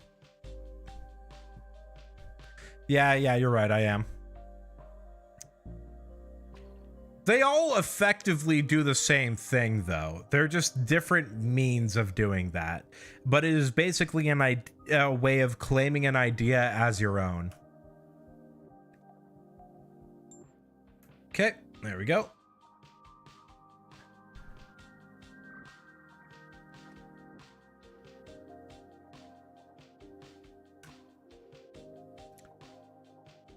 While I'm up here, I'm going to go ahead and do the Wintertot tutorial, or at least talk to the person at Wintertot, so I have that unlocked and can do Wintertot whenever I get 50 fire making. Wintertot will be the first 99 on this account. It's just inevitable. It's the easiest one to get, and it doesn't take very long to get either. It just is kind of cliche for an Iron Man to instantly do 99 fire making. Patents are designs for things, software, chemicals, and mechanical devices. Okay.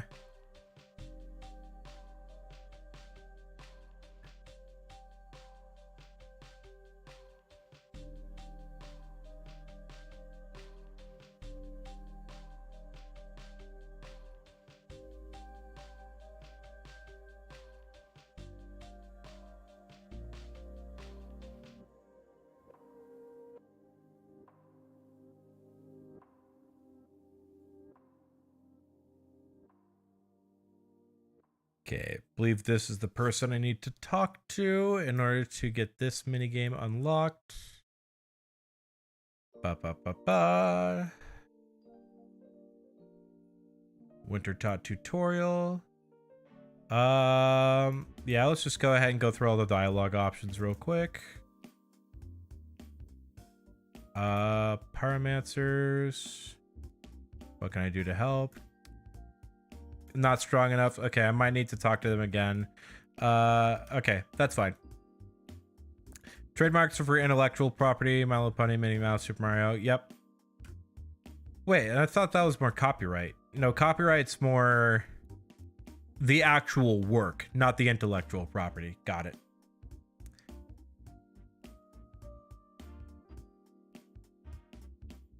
Individual expressions, pirating movies, stealing. Okay, yeah.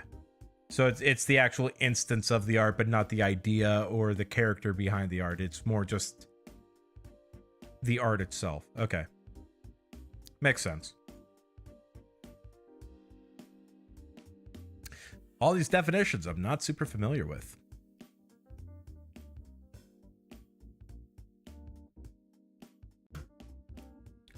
So recently I've been trying to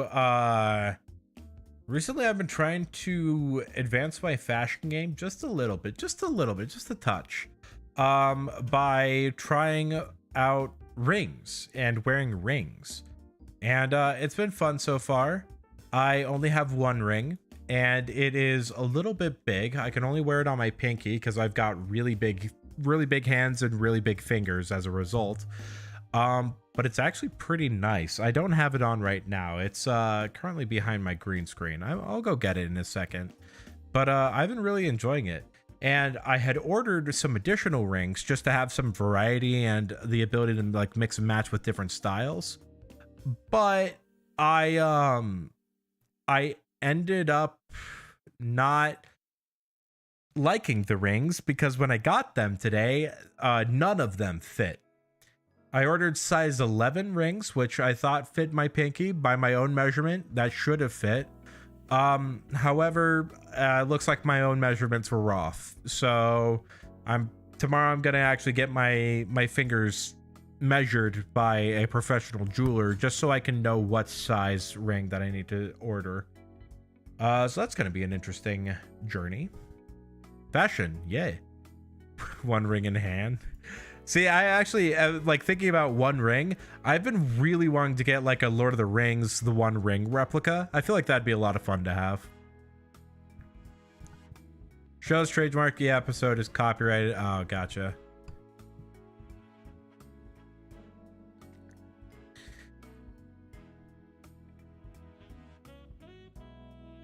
Actually, speaking of patents, though, there's an interesting patent for a game mechanic that Nintendo filed recently.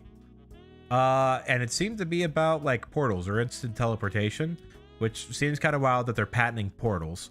But I wonder what that means for Tears of the Kingdom and how exactly that's going to work.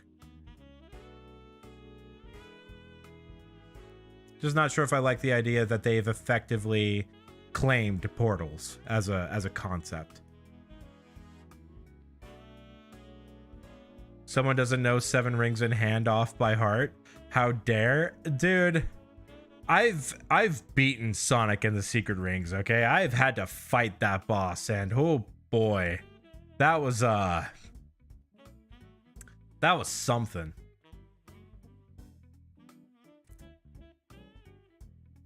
That was something for sure.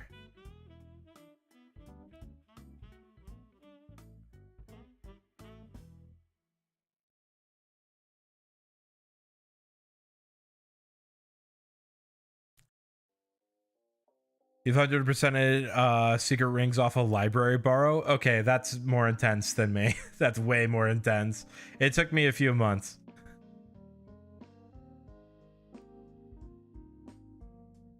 I did not like that game, by the way. Sonic and the Secret Rings is not good.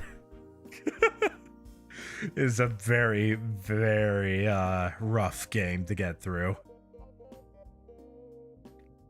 I'm not even entirely certain why I beat it.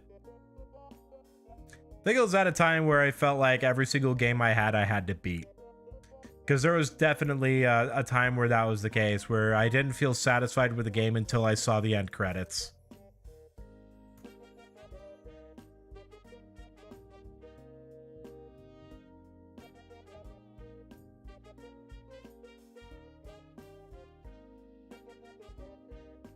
Karet's Menmores is so good. That's going to be very useful. Now we go agility. That's 500. Level 7. Got to get one more in there. And level 10. Nice. There we go. We now have level 10 agility. Easy peasy. Time to head to Port Sarim. Secret Rings are your favorite non-traditionally controlled game on the Ring? On the Wii? Sorry I trashed it then, but I really did not enjoy that game. I thought it was very, very clunky with how its controls worked. I also did not like the fact that basically if you missed an objective in a level, no matter how late it was in it, you had to restart it, and it always comes so fast. It comes so much faster than you expect. Oh, Koran Favor Certificate. We're going to put this immediately into Piscarilius because Piscarilius is the worst one to start. Piscarilius is absolutely terrible. Let's get the Chronicle here, because this actually gives us teleports that I completely forgot about. I also forgot to get my coins. I need to buy a staff from Zafir. Ooh, and while I'm up here, I may as well start Into the Abyss. Might be a good idea. Especially while I'm still super low level and PKers can't get me. Yeah. Might be a good time for me to get the Enter the Abyss mini quest started. We're gonna get the Fire Staff first, though.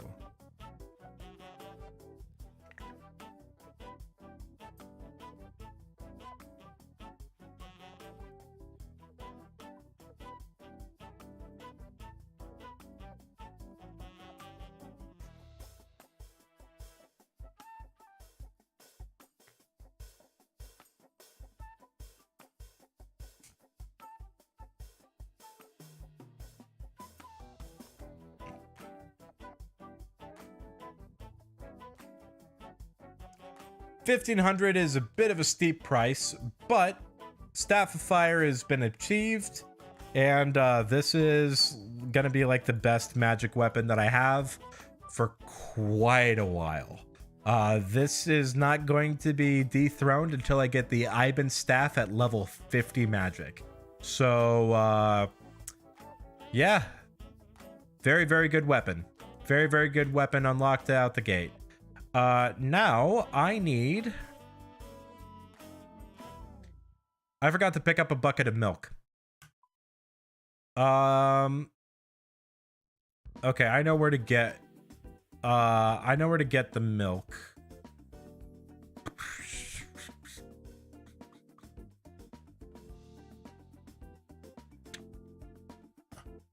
Yeah, let's get the Enter the Abyss side quest started right now, just so I'm not thinking about it, because I'm trying to think of how to combo it. There's really not a good way to combo it. I just need to go out of the way right now, go to Edgeville, get that done, and then just be done with it.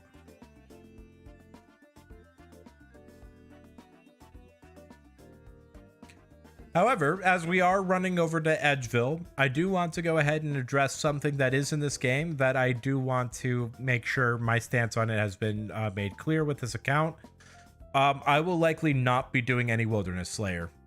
I don't think it's very worth it in terms of this account and the unlocks that I can get from Wilderness Slayer itself. Basically anything I can get in Wilderness Slayer, I can get just by doing LMS. So not really too much of a incentive for me to put my account in danger's way when I could instead be doing something that not only gives me some good resources, but also satisfies one of the objectives of this account, which is to get all the LMS capes. So just thought I'd address that while we pass by the Wilderness Slayer Master here.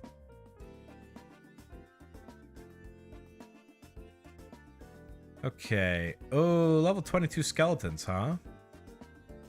Not a big fan of that.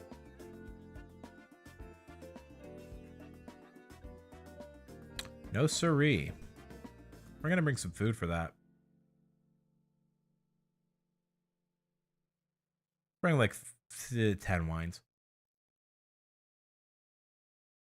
All right. Time for the scariest thing I've ever done on this account. Crossing the wilderness ditch. Actually, not yet. Don't go yet. I want to wait until I have a little bit of run energy. Because I only have 15 seconds of run energy to get in and then out.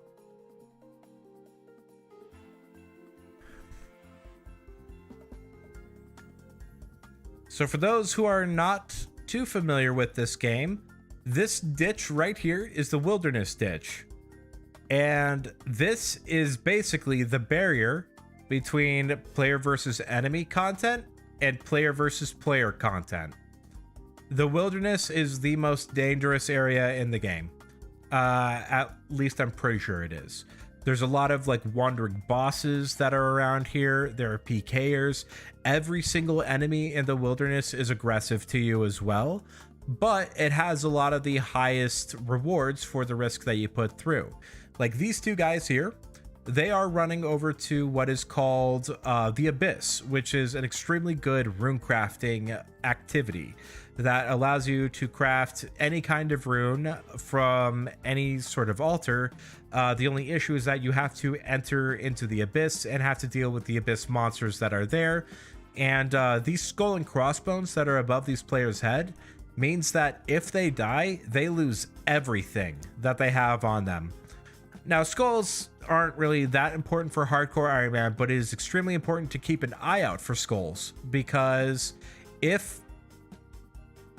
I think that was the guy that was doing easy clues with us earlier, or pickpocketing the hat members earlier. I mean, either way, it's dangerous to go into the wilderness just because a lot of bad things, a lot of danger. 36, yeah, we'll just go ahead and give it a try. The skull and crossbones. The thing about that, if I see any player with a skull above their head, I'm going to instantly be looking at the kind of armor that they are currently wearing.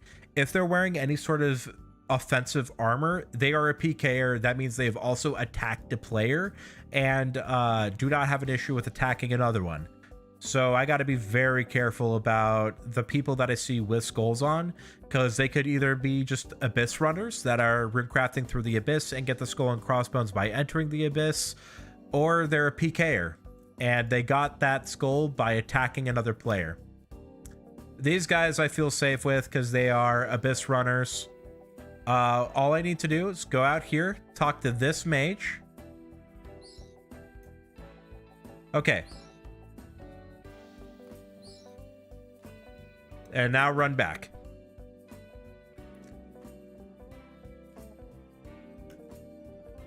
All right, easy peasy. Oh, there's a cape guy out here. Okay, okay. So these are capes that are important. However, I am stating that these capes currently off limits for right now. Each of these team capes, they have a number behind them. So 6, 16, 26, 36, 46. I am not allowing myself to start the wilderness cape grind until I have gotten team cape 0 from a clue. Once I get team cape 0, that is going to be my signal to get every single team cape. I'm not ready for it. I don't think I'll ever be ready for it, but I have to accept the fact that it will happen. So, big yikes. Is there a general store here? Is this a general store? It is. I need buckets. Yeah, just give me like a bucket pack. 100 buckets. Nice and simple.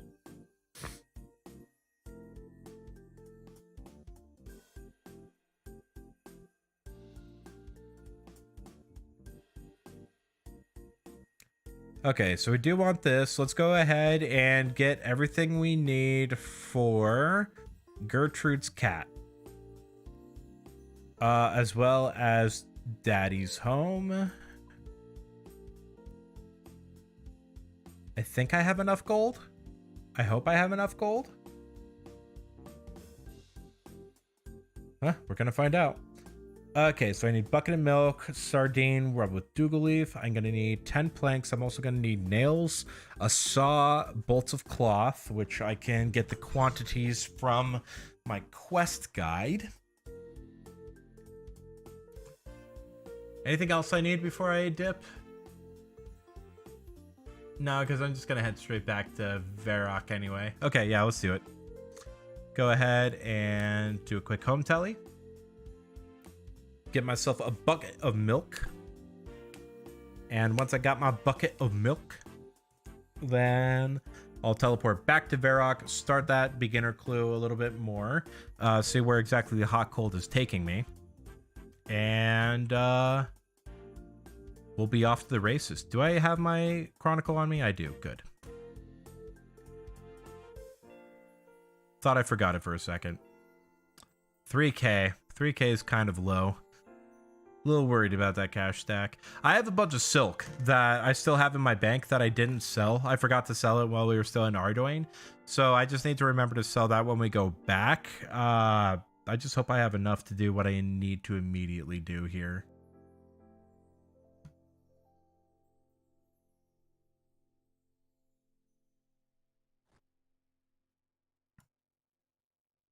Milk the dairy cow. Nice, nice. Teleport. All right, cool. Back in Varrock. Unlocking teleports in the early game is so freaking important. So that's going to be a lot of what my focus is mainly. One of my big goals right now is going to be the Artie Cloak 1. That is a cape, which is required. But it also has an extremely useful teleport, which puts me right in front of the Edgeville Monastery. Or not Edgeville Monastery, the Ardoin Monastery. And that is going to be probably the most important teleport for quite a while, because it'll be my only surefire way to get to that side of the map quickly. It also can function as an emergency teleport. It also provides some pretty nice combat bonuses as well. So it'll be the cape that I use in combat most. At least until I get a fire cape. Okay, we've got all this. Here, we need the beginner clue and the shovel. Put the shovel up here. Oh, I already have the ghost skull. I should have done that while I was in Lumbee. I didn't even notice that. All right, when I return to Lumbee, I'll do that. And also, while I'm in Varrock Palace, I need to grab some pie tins. Or pie trays, pie dish. That's it.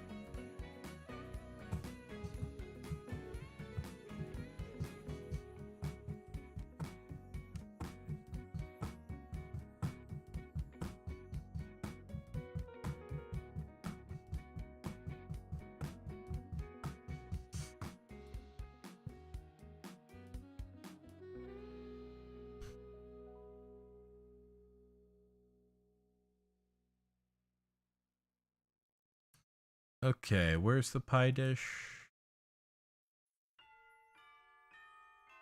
I imagine in the kitchen. Yep, there it is.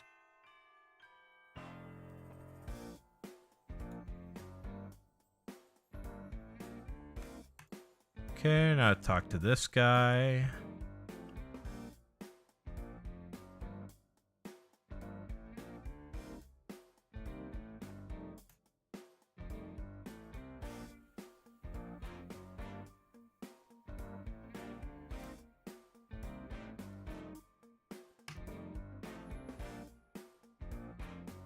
All right, so I've gotten the first location here.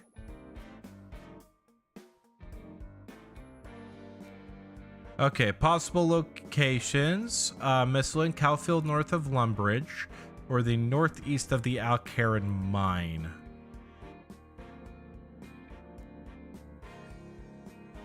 That mine we're going to be passing by not too long, so that might be a good shout. That might be a good place to look.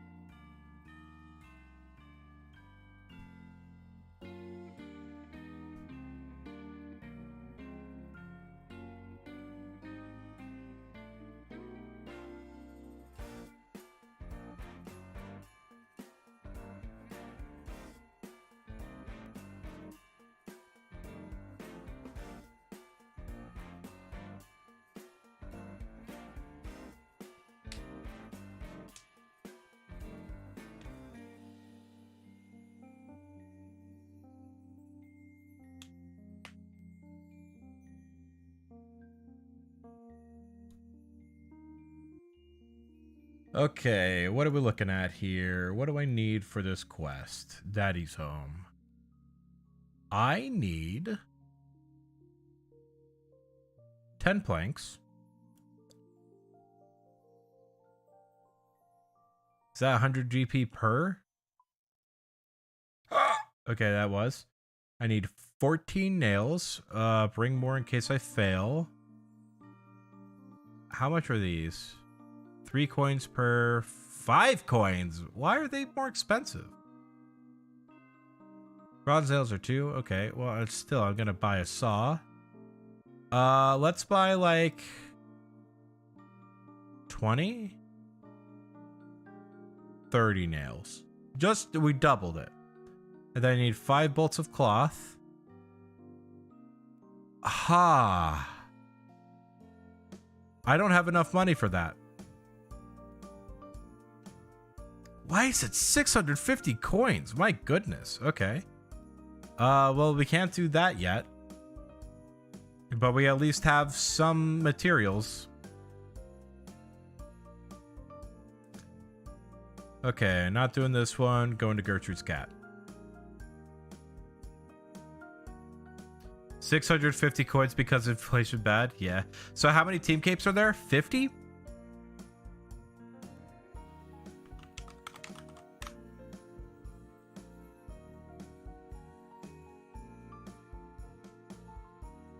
Team Cape. Okay, there are 50. But there are also a couple others that are in treasure trails. Let's see here.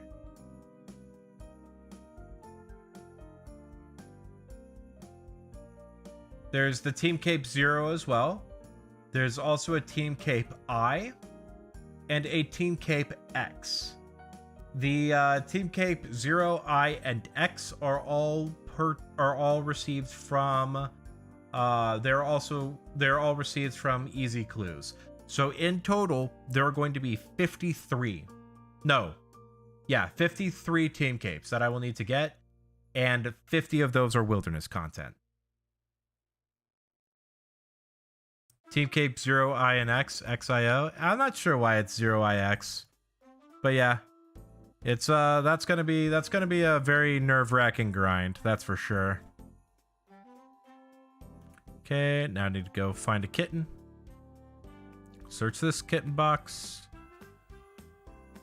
Find nothing. Nice. Search this kitten box. Find nothing. Nice. XIO Zio Yox. I don't even know how to pronounce that.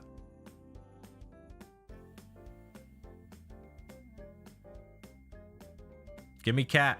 There it is. Did I actually get the cat? Wait. Oh no, I clicked off the cat. No, hold on.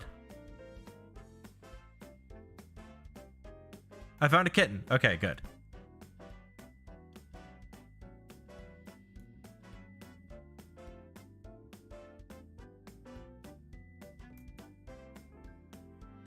All right, there we go.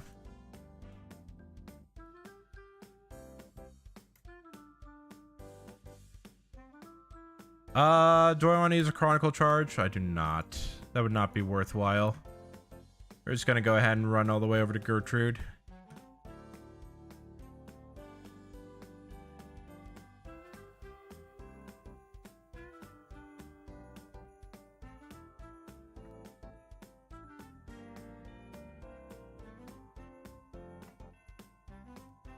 And then we'll use the Chronicle. Actually, no, Chronicle is worth here.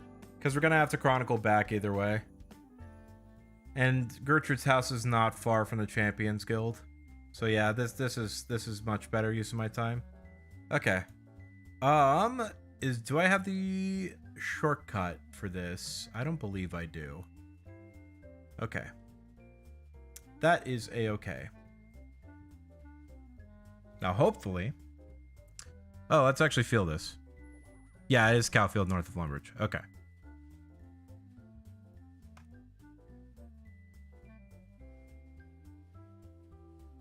Okay, there's the agility shortcut, but I don't think I have that unlocked yet. Yeah, I pronounced the Oix, Xio, and Eox. Oh, God, da. I have no idea, man. All right, cool. I have a kitten and a cake. And a bunch of cooking XP. Level 13 cooking. Not quite the cooking level that I need, but it is a start for sure. Also, this chocolate cake, actually super important. I need that for a quest. So very good that we got that. But now we also have another issue here. We're gonna put the planks right here. And shovel, pie dish, stew. The nails we need to put here. The saw I want to put here. Okay. Bucket goes in there. We don't need the coins. We also can throw this as a clue tab. Oh wait, I do need the shovel. And I need this. Okay.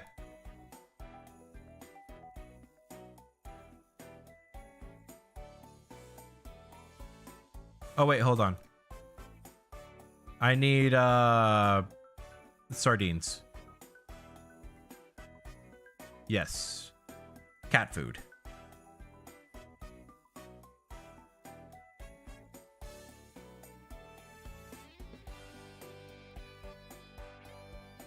I do have this little kitten status thing here. Not sure if I really actually need it. Let me get rid of it. That's just more clutter on my screen. I don't need that. A kitten and a cake? That's all I needed life to feel complete. Honestly, same.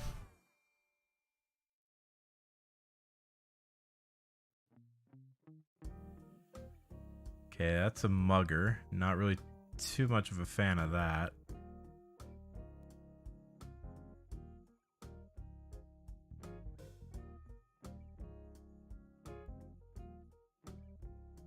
Then while I'm back in Lumbridge 2, I'll finish Restless Ghost and get some free combat levels.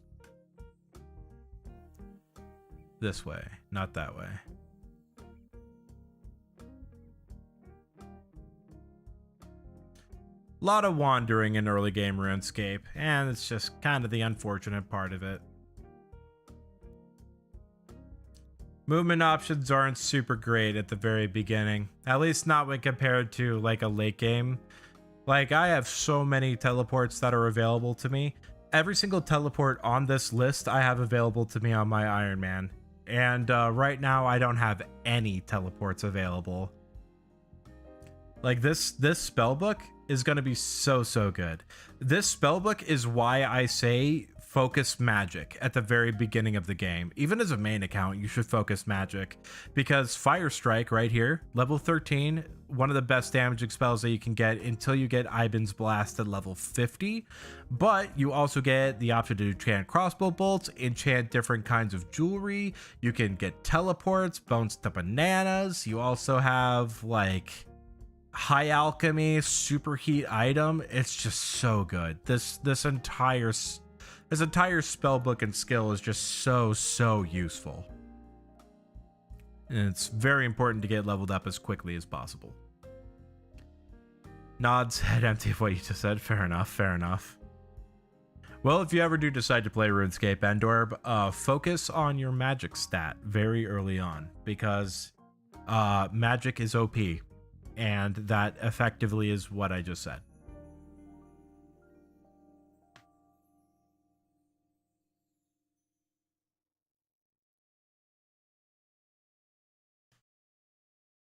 Okay, let's see here. This up here is the field where the beginner clue was pointing me at, so I hope this was worth it. Also, I should explain what I mean by like growing cats and making sure that I have cats grown constantly.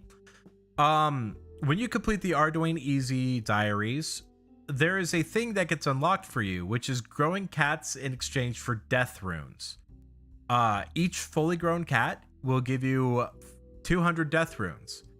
And so I want to get around 10 to 15,000 death runes to start, because that'll put me in a very good spot for when I have Ivan's Blast, as that primarily uses death runes as well.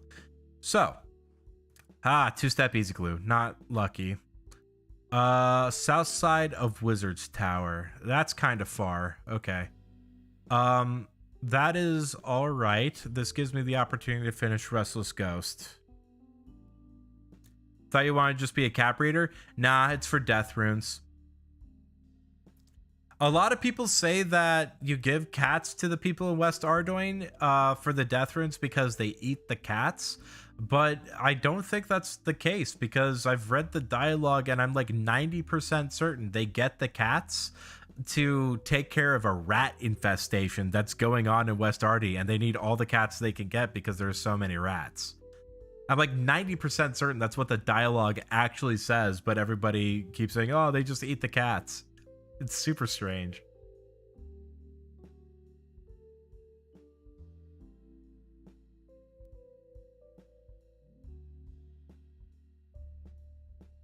Might just be one of those things that was like passed around the grapevine super early on.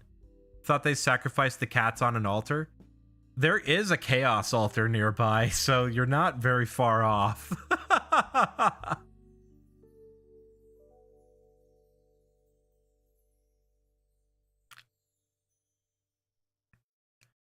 Okay, I need to head upstairs to get the skull. I think I also need to get my Ghost Speak amulet too.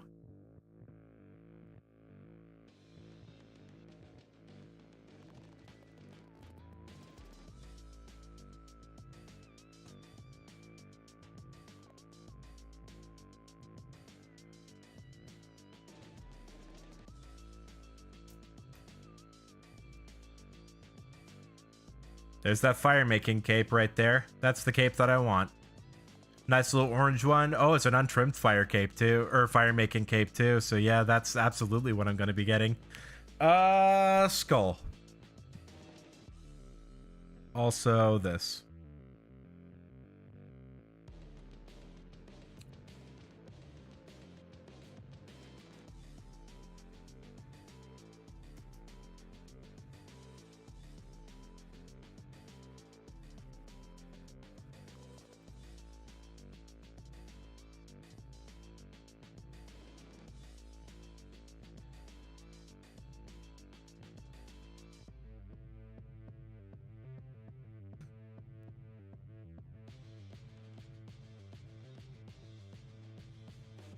I've been doing a thing recently where I've been unlisting all of my VODs after my streams have ended, and I've had a playlist on my YouTube channel. So that way the VODs are still available after the stream, and it doesn't clutter my video feed. I'm kind of thinking against doing that. I think I'm going to unlist all my VODs. Or I think I'm going to like have every VOD still remain published. I feel like unlisting them is not a good idea with the size of creator I am right now. Level 5.7. Really? That's I only went up one combat level from 8 prayer levels? A little surprising. But either way, that is the Restless Ghost complete. We are at 9 prayer, and now we have the first row of prayers unlocked. The prayers aren't really that useful until I get to level 37, 40, and 43. Level 43 prayer is going to be a very important goal that I go for extremely early on the account, because that gives me access to protect from magic, protect from missiles, and protect from melee. Meaning that if I have those prayers on and I am getting attacked by that attack style, I either will take no damage or I will take significantly reduced damage. So those are big goals for right now.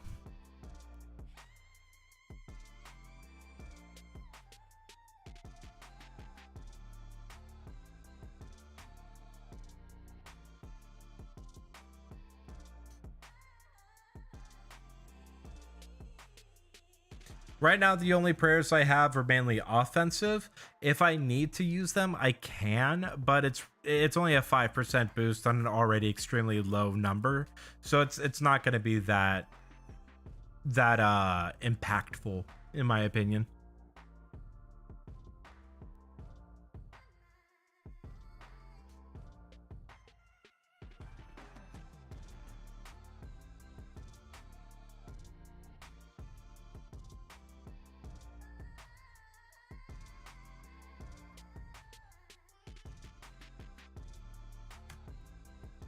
Hey, clue casket. First ever beginner casket on the account. What are we gonna get? Are we gonna get a shoulder parrot? Are we gonna get a jester cape? Let's find out. 2 coifs and a black longsword. Oh, not even coifs. They're just leather cowls. This is such a bad clue. Oh my god, these suck. These aren't even worth selling. Who's gonna drop that? This is at least worth selling, I think. Yeah, 576 of high elk value. That'll be worthwhile to sell, but yeesh, that was not good.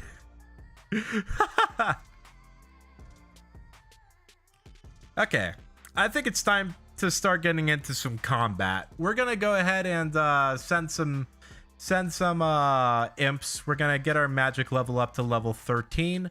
I also am kind of curious to see if I can advance that easy clue at all. We're gonna keep it. There's no reason to drop it, but it'd be wild if I ended up getting the Team Zero cape right out the gate, or like the Cape of Skulls. Cape of Skulls would be really cool. That's one of my favorite cape designs. It has a very annoying effect, which just scolds you every time you put it on, but it's a really cool effect. Okay, we are making this the loot tab. So, bank is starting to get a bit more fleshed out here, which is nice, which is very nice. That's not the tab that I wanted this to be in. Okay.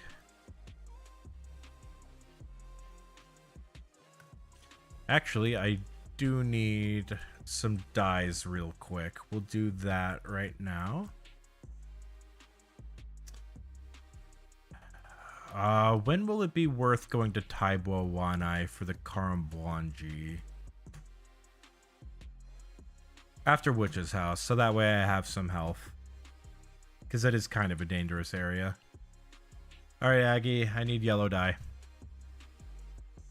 Could you make dyes for me? What do I need to make yellow dye? Make me yellow dye, please. Make me more, please. Yellow dye. And make me some yellow dye. Cool. Now we have 2 yellow dye. That's going to be very important as we need to mix the red and the yellow to make an orange dye. I know I need that second yellow dye for something. I just can't remember what right off the top of my head, but I know it's useful. Okay, yellow dye, we're going to deposit. We're going to chuck this in here. Nope, not here, in here, the quest item tab. We're going to deposit the coins. We're going to go ahead, grab this. We're also going to get all of these. And mind runes. Yep, we need these for sure. I don't know why I put the money away. We absolutely need the money.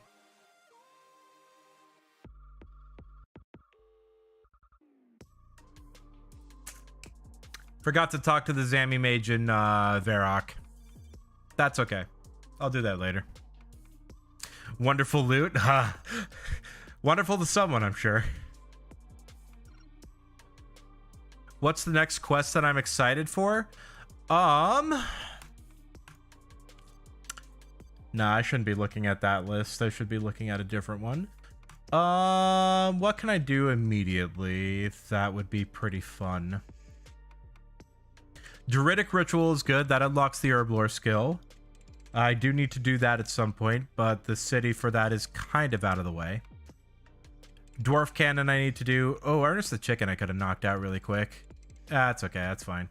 I'll do it next time in Draenor. Fight Arena. Fight Arena is very good. Waterfall Quest is extremely good. I need both of those quests like crazy bad. Porcine of Interest is a really good start to the Slayer skill. Priest Impero unlocks Mauritania, which is a swamp area. Not ready for that, but that's a good unlock to keep in mind. Ooh, Tree Gnome Village and the Grand Tree. Those are great quests. I'm very excited for those.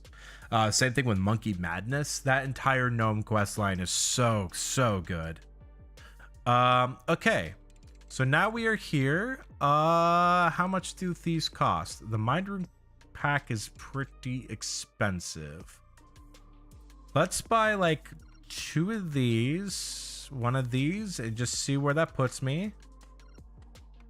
Is it 1-to-1? Yeah, okay, we'll get another Airrune pack for right now.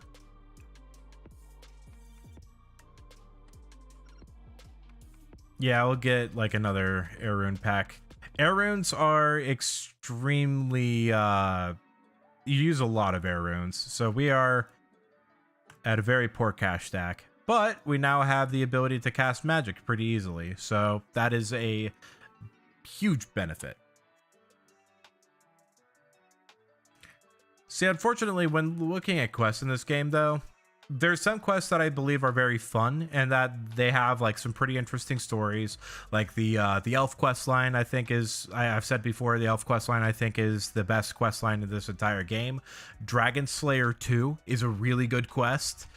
Dragon Slayer 1 though, not so much. So it ultimately just depends on like what quests are done well and what quests I pretty much just have to do because I have to do them.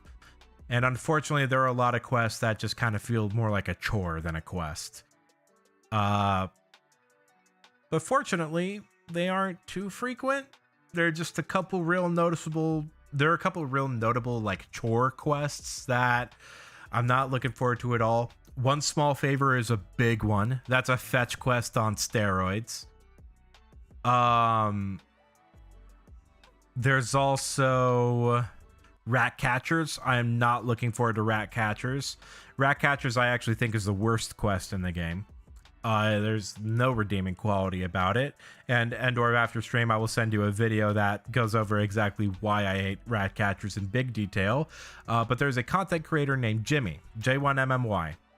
And he has a video talking about rat catchers that puts in very good detail why exactly I don't like that quest. So all this silk we stole earlier, last stream, from this silk merchant in Ardoin, from the stall up here. But a lot of time has passed, and so I am going to be a little bit sneaky, and I'm going to sell this silk as if it comes from a far, far away land.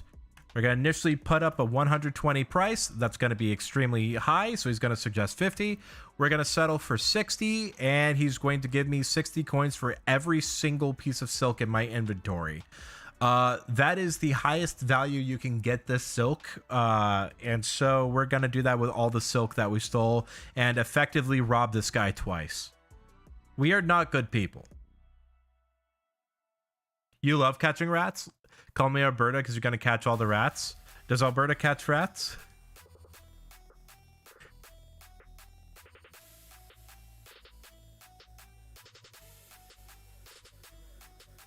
I have no idea about Alberta. Are you talking about like Alberta, Canada? Because I have a friend that lives up there.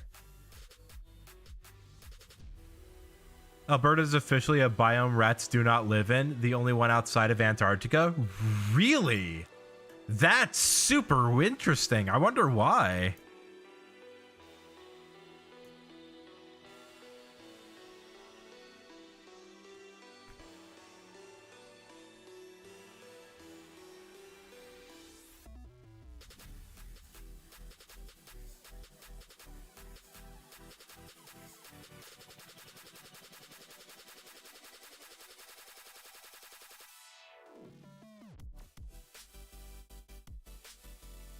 Sure versions they had a rat problem, now they don't. Oh god. What an ominous statement. We had a rat problem. Had one.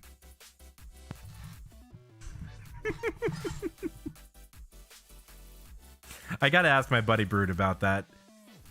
He actually is up in Canada. I think he lives in Alberta. I can't remember where. Alberta's a big province. So I gotta ask him about that rat problem.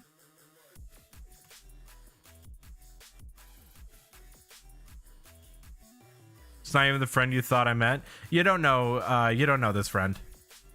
I know him exclusively through RuneScape. I don't believe you have ever even been in the same chat room together.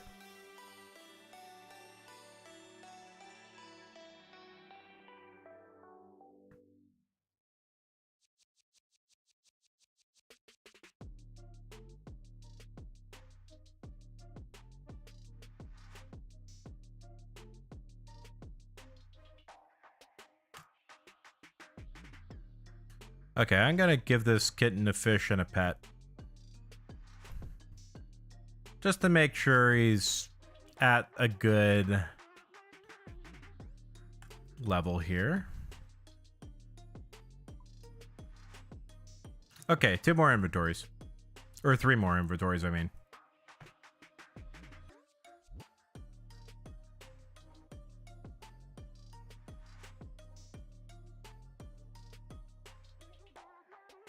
Can imps drop beginner clues?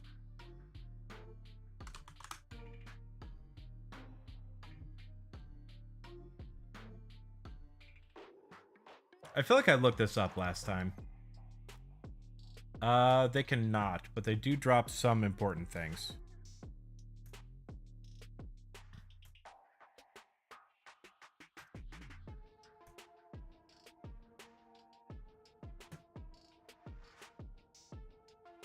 Wookie lives in Alberta? Oh, I didn't even know that. I didn't even know she was Canadian.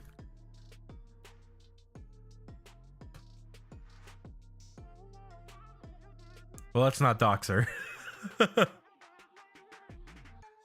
I feel safe in calling it a province because it's a big province, but city gets a little sketch. Then again, if she freely says it on stream, then I suppose that's information that she's comfortable with other people knowing. I do kind of feel bad even saying that my buddy lives in Alberta after dropping part of his username. You learned it because you said it on his streams? Yeah, I figured as much.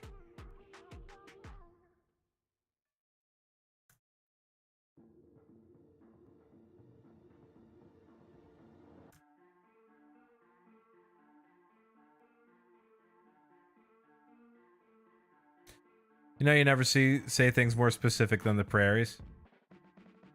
Yeah.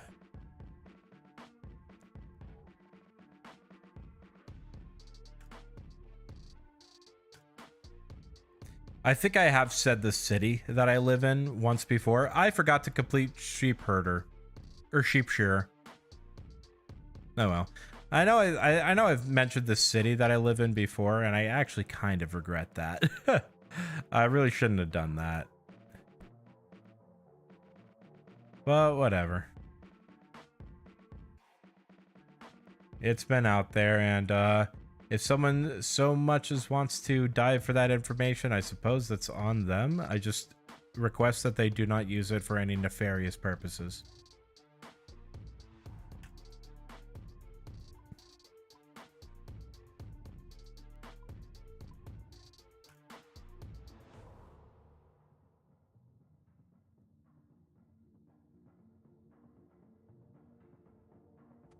Why is my dog barking?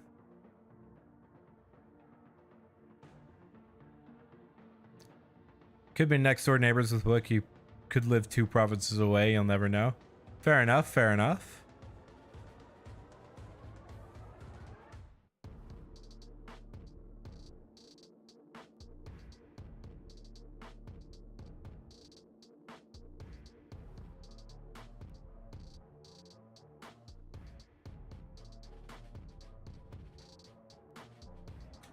All right, let's go ahead and tag the imps. All right, now we get to play the imp game. We are going through and killing all the imps that we can. The idea is that we are getting 4 different colored beads. We are looking for a red, black, yellow, and white bead. These are for quests that give really good magic XP. So let's hope we get lucky.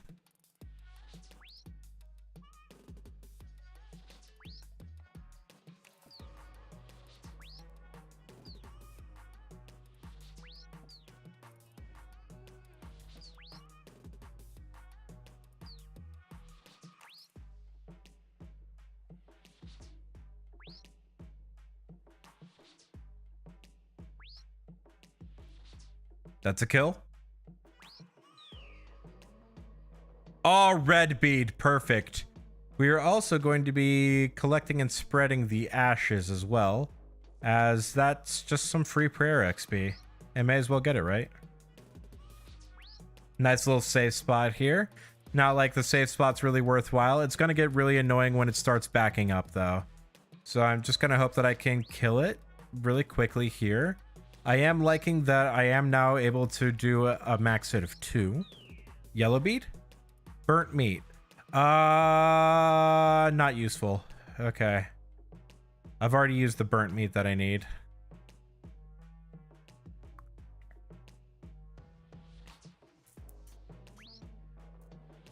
I am thinking, though, chicken actually is extremely useful if I can get that. This is one of the annoying parts of imps, by the way. They teleport after you deal a certain amount of damage to them, sometimes. They don't always teleport, but they do teleport. It's some of them way more frequently than others, and it always is somewhere far. Like inside of a monastery. Only real bad part about fighting imps. But the good part is that they are weak to they're weak to magic. So they should ideally go down pretty quick. Ideally.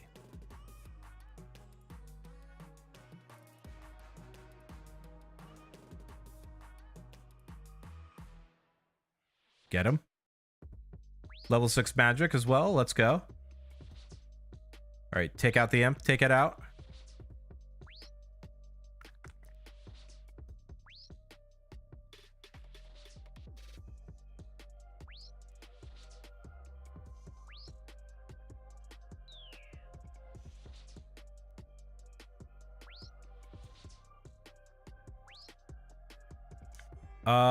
There it is.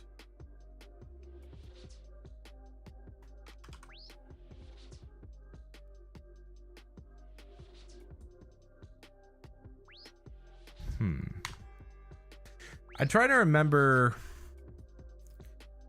the plugin that I have. It's Entity Hider, that's right. Entity Hider removes the death animations that I have right now, but I don't need that on right now. So we're going to go ahead and allow dead NPCs to show up. A ball of wool, huh? Actually, that'll be useful for the cat. Because if a cat plays with the ball of wool, it gets happy for a very long time.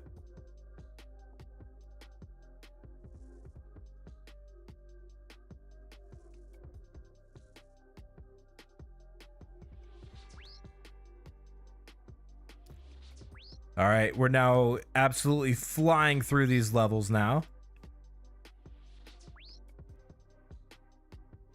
You're related to the virtual cat. Give you a ball of string? Okay.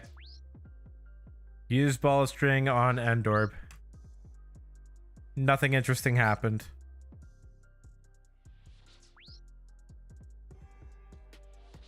I can't give the virtual ball of wool to Endorb. No! The horror. The horror!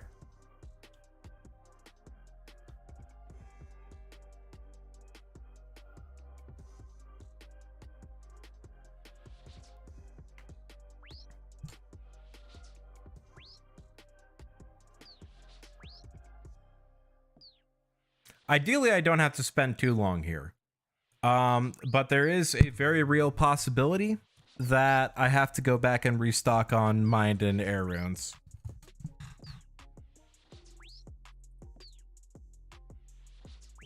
I know I'm gonna need to stock up before I start doing quests.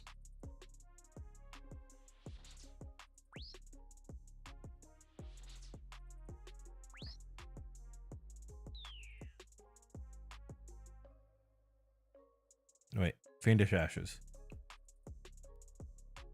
I always am forgetting that I need to collect the Fiendish Ashes. I don't really need to collect them. I just am, because less Dragon Bones I have to collect in the future for Prayer XP. See, Prayer XP in this game can be received in one of two ways. You can either spread Demon Ashes, or you can bury bones, or you can sacrifice bones to either an altar, like a Gilded Altar in a house, or the Wilderness Chaos Altar, for some extra bonus experience for the bones. Or you can take the bones and grind them up at a place called the Ectofuntus in Mauritania, and that gives you a lot more XP. Hey, yellow bead, let's go. 2 beads down, 2 to go. Actually, not that bad. So far, been decently lucky on these. For now. I think I just jinxed it. A freaky forester. I don't want to talk to you. Just gonna ignore him and it will eventually go away. If I don't acknowledge him, he won't look at me.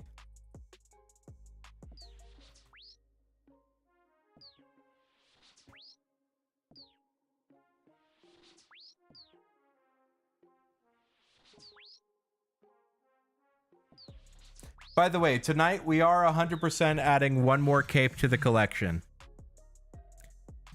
If all else fails, there is one cape that we can get. But I still got, like, at least another hour in me. I might have another 2 in me, honestly. Just make this a super late stream. I don't have to do a ton of focused work tomorrow, which is good. Do I have auto retaliate on? I do.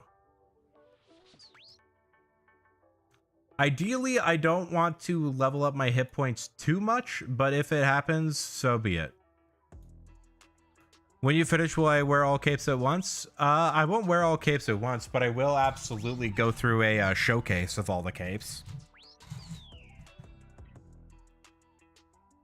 Second yellow bead, the first dupe. Do these sell for anything? High elk value of 2. Yeah, no.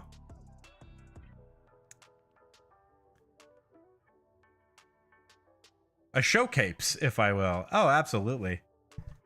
Like, I could go over each cape, where to get them, and how difficult I believe it was to get those capes. I already have an idea of which capes are going to be the most difficult to get, which are going to be the Inferno cape, the Theater of Blood 2000 KC cape. That was going to be a fucking nightmare.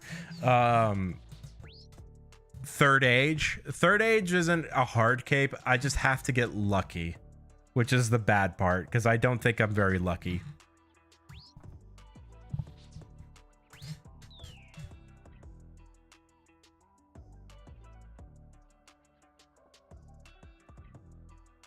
I actually have a fashion plugin that I use for like putting hardcore Iron Man armor on my regular Iron Man whenever I want to like do something cinematic or like record something, purely for recording purposes. Because that iron has a lot more locations unlocked than this one. But it does have a whole bunch of capes, and I've been like looking at a couple of capes that are really nice. Let's see, what's a cool looking cape that I could show off here. Let's look at Fire Cape. That's one that's going to be a very early goal for me. Let's see here. Another yellow bead. That's the third yellow bead that I've gotten. That's a little depressing. Let's see what else in another good one.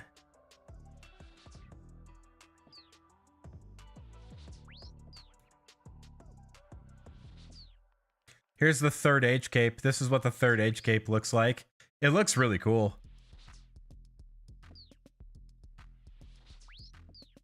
If it would have showed a bit further. Let's see, what else is there?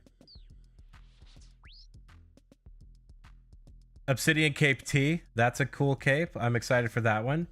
RD Max cape is a little weird, but it is one I have to get. The Infernal Max cape, this is like one of the more prestigious capes.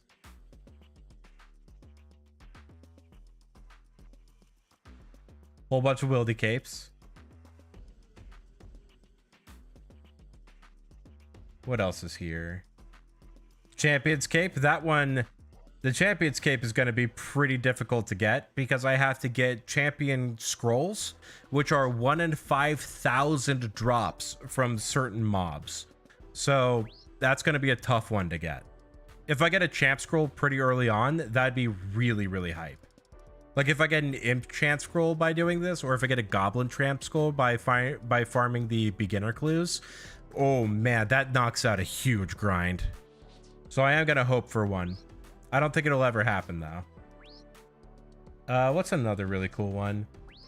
This is what the one of the raids capes looks like.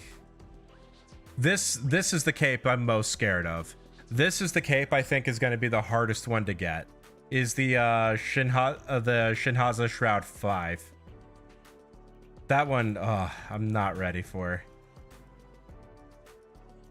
Third Age Druidic Cloak. So there are 2 Third Age capes I have to get. Cape of Skulls. This one just looks cool. These are the LMS capes. This is the big one that I have to get. It's only 1,000 wins. Okay, so I don't have to get 2,000 wins then. That's nice. Ball of Wool. Darn. Not getting lucky. You know, if this is what I go dry on, whatever.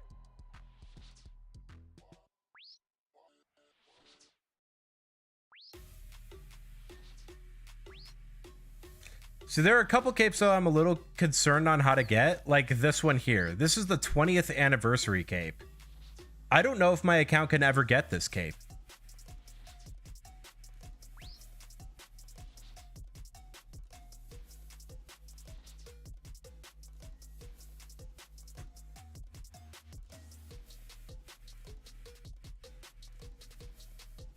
Where's the imp I was fighting? Is this the one? No, it wasn't. Oh, I lost the kill. Where'd it go? I think it's this one.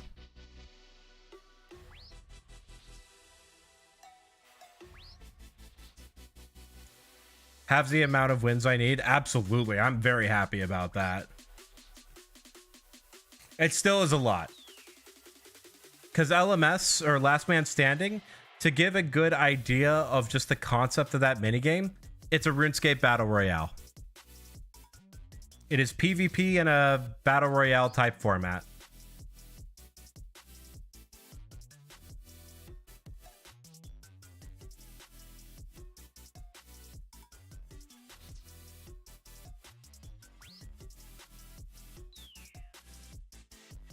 Black bead. Nice, nice. 3 beads down.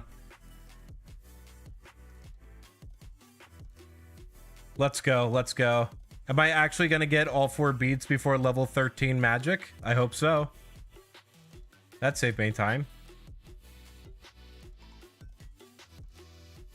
Reason why I say level 13. 13 is an extremely important milestone because that's what, that's the level that I unlock Fire Strike, which is going to be like my best spell. Oh, I've talked about Fire Strike so much. I don't need to explain it again.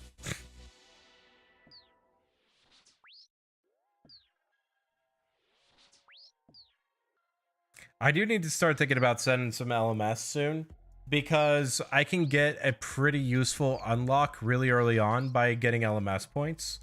Because I can get something called a rune pouch, which allows me to hold 3 runes in, or 3 kinds of runes in 1 inventory spot.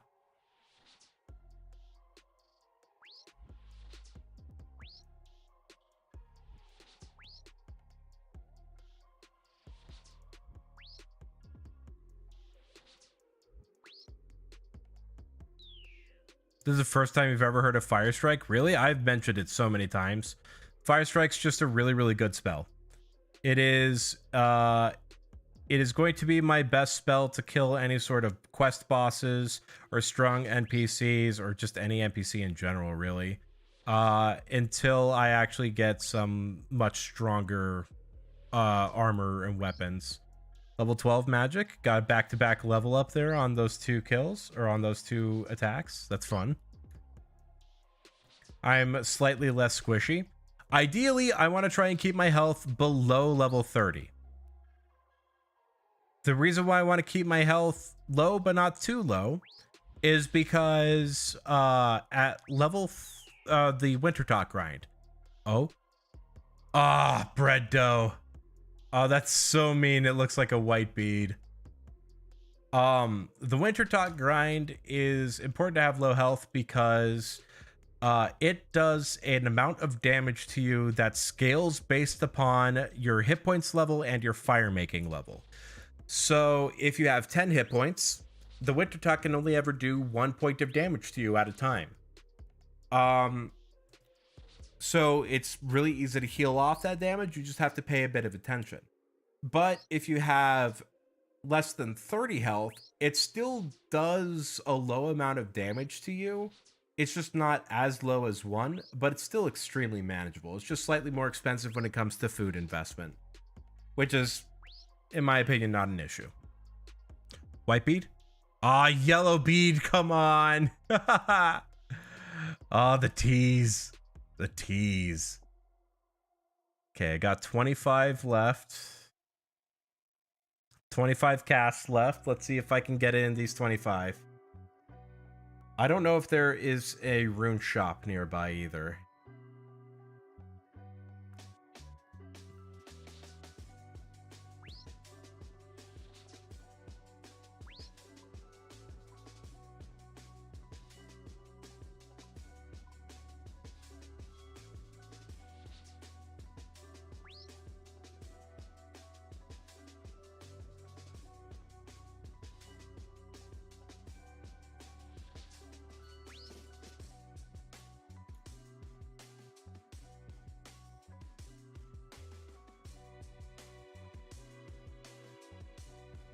Where did this imp go? How far is this thing's teleport range? Oh, it's in the zoo. Wow. That's impressive.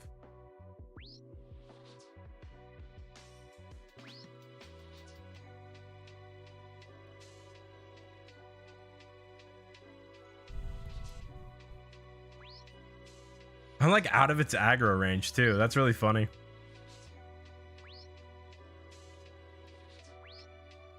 White bead, white bead, white bead. Bucket. This is a bucket. Dear God. There's more. No.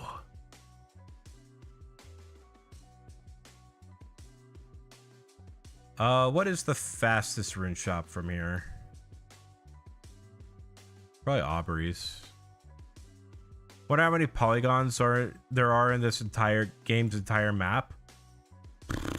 Good question. It's a really good question. Because, like, are you counting just landscape, or are you also counting, like, the trees and the NPCs as well? I guess NPCs aren't a part of the map, but would you count trees and, like, the rocks and, like, the mining resources as a part of the map? As well as cave entrances and stuff like that? And these little, like, pumps and statues, things like that. 13 magic. We get an upgrade. Fire strike time.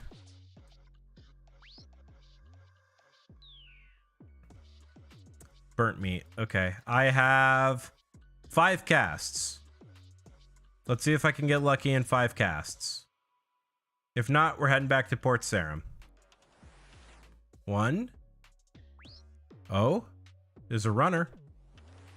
There we go. I got a better max hit. 3. Oh, splash is not good. Hello. Okay. Okay. Just do any damage. Yes. Nice. Nice. Cabbage. Never mind.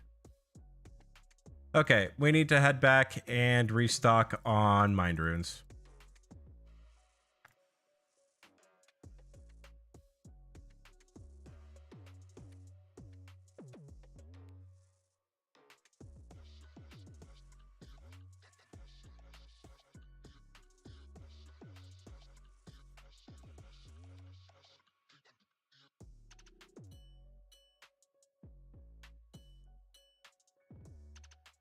Every sub era.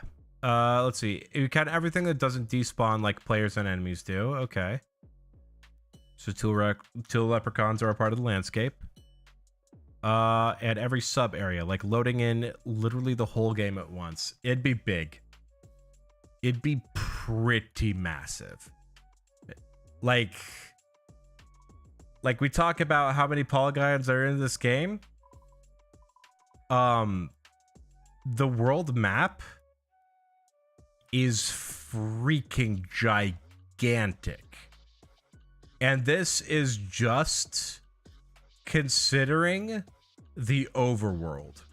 We aren't even looking at any underground areas here. And there's just so much. There's so much stuff. And like, if you look at this thing here, like the underground pass, that's the second biggest area in the entire game.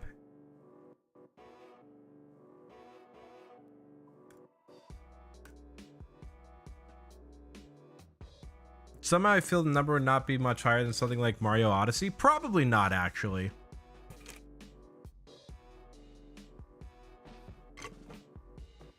But I do still think it's going to be a multi-million dollar number. Multi-million number. It big. No way it's not big. All right, heading back to Remington because there's not a magic shop in Witch Haven, I don't think. No, there's not. Is there one in Port Khazard? Yannel? There's a Wizard's Guild, but I can't access that.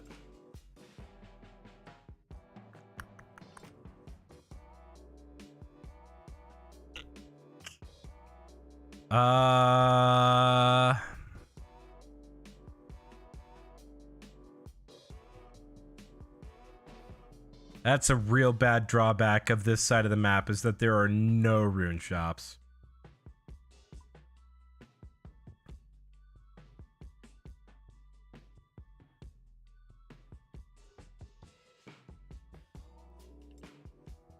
RuneScape is a multi-million-dollar game. Oh, it is. At least it brings in that much.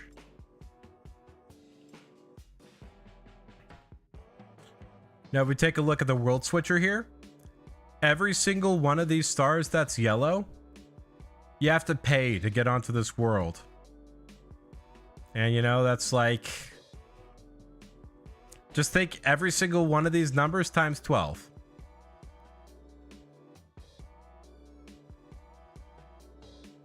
It absolutely brings in bank.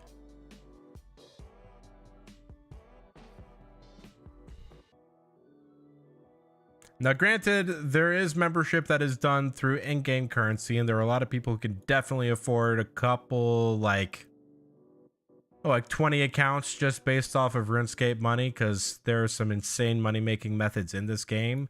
But, you know, if every single one of those people paid the $11 or $12 it takes to play this game a month, yeah.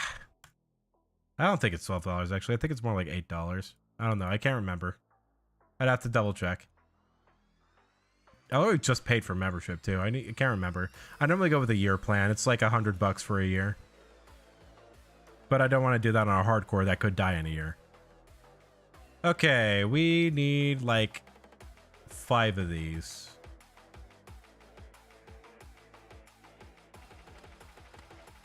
Good, 500, and we need like 10 of these. Okay.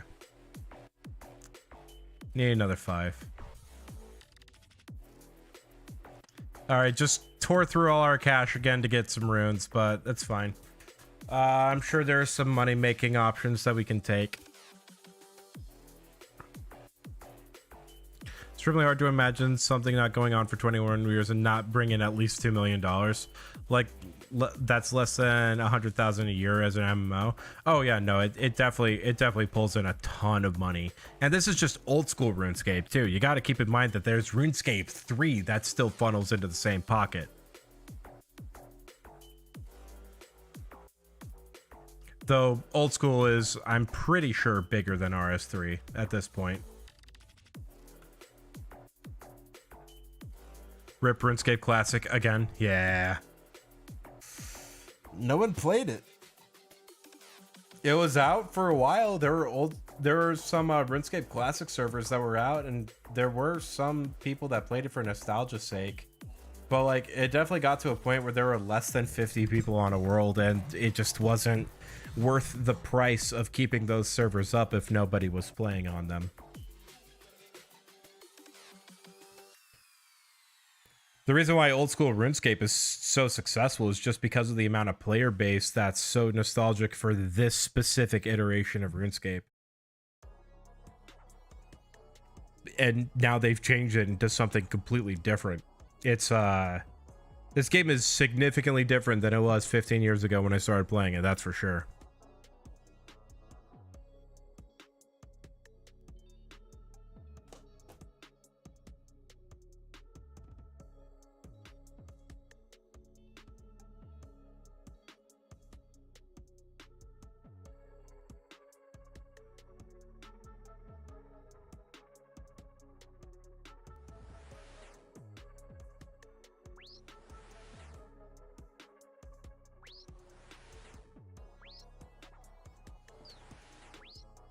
Ooh, max hit of 4? That isn't even my max hit, I don't think.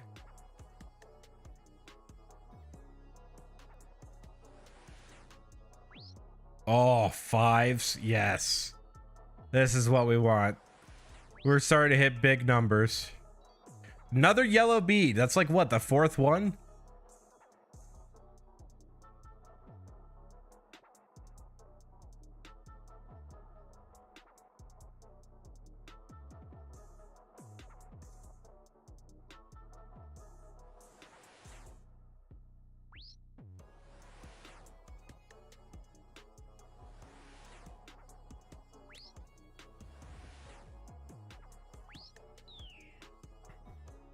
Another red bead. At least it's not a yellow one. We just need a white bead. That's all we need.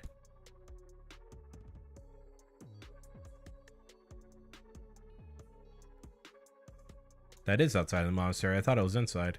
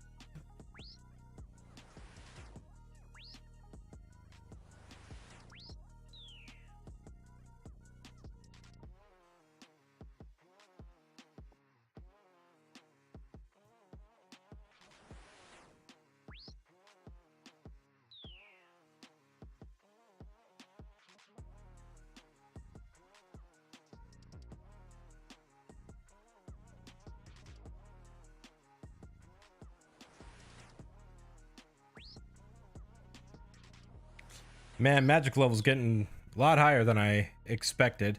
Another black bead. Can't do that. I need a white bead.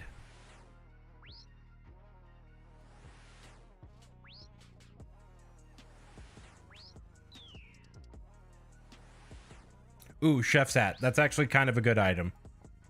That is useful for stuff.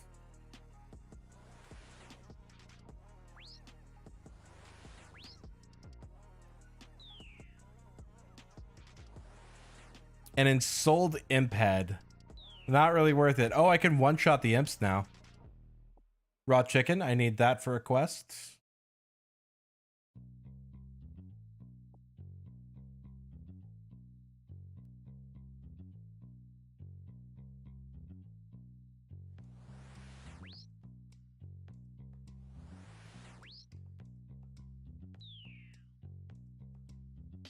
Hammer.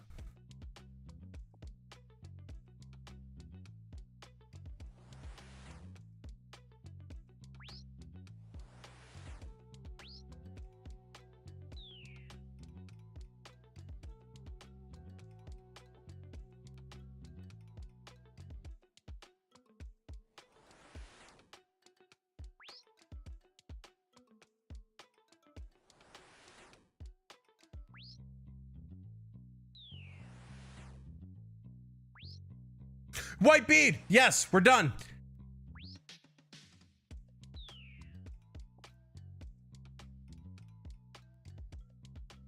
Oh, finally. Okay.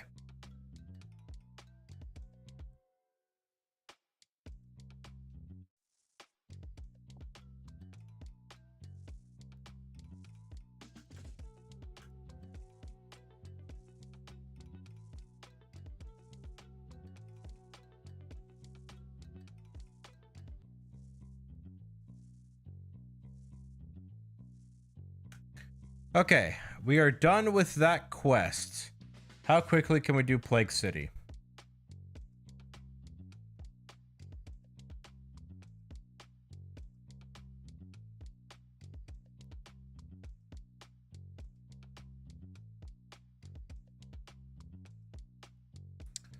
Need dwellberry, spade, rope, bucket of milk, chocolate dust, snape grass. Not very quickly, it seems. Okay, I need to do some prep for that.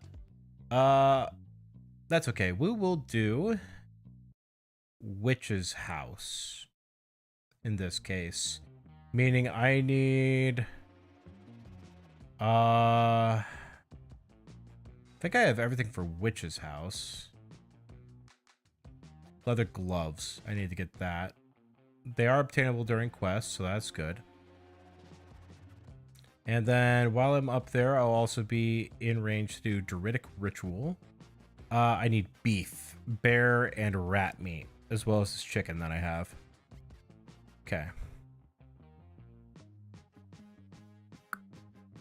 I know where I can easily get the beef. Okay, we're gonna keep this in here. Yeah, may as well keep our coins as well. Okay. This I can handle pretty quickly here, so we'll take that.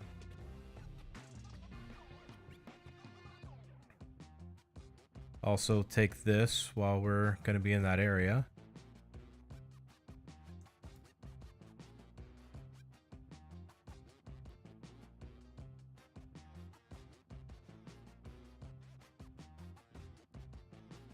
Bucket.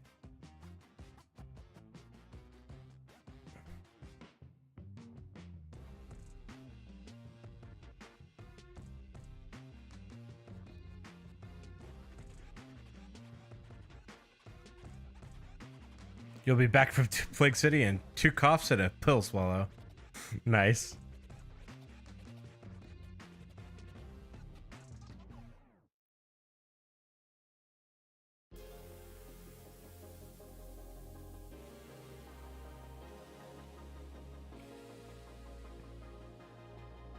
Actually, is there a dairy cow up here?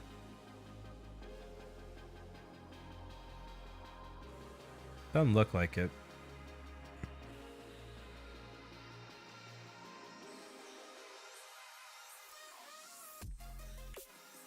Because the original saying now you want to play more Cult of the Lamb. Seems interesting. Definitely seems like a great time.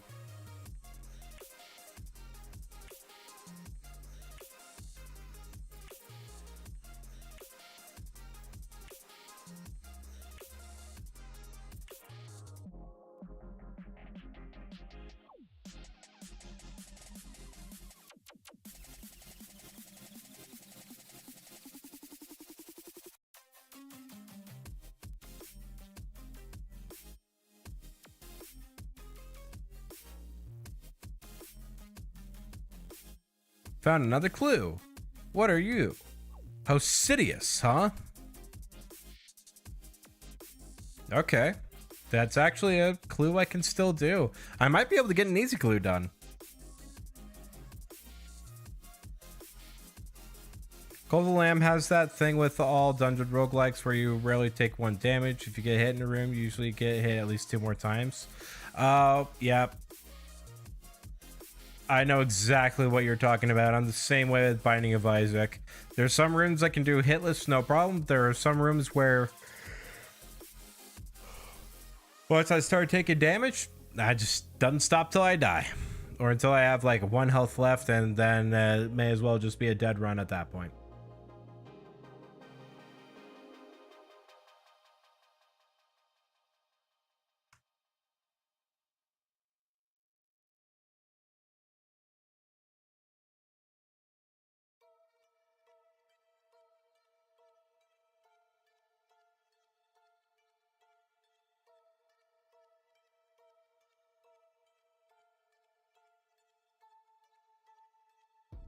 Oh, really? That's interesting.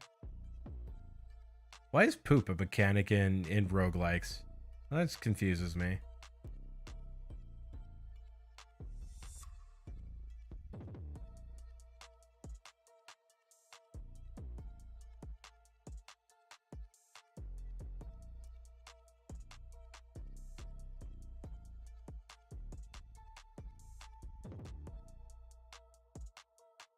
With Binding of Isaac, they wanted a gross aesthetic. Yeah, absolutely. Like Cult of the Lamb. Why does that got poop? For fertilizing crops and getting people sick. Ah, gotcha. And feeding it to followers if you're cruel. Oh, God.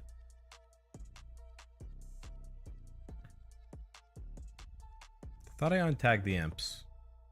Untag all. There we go. Okay, this is going to be a little spooky because we're in hobgoblin territory, but I need some snape grass that's up here. Okay. Just going to be ready on the Chronicle teleport.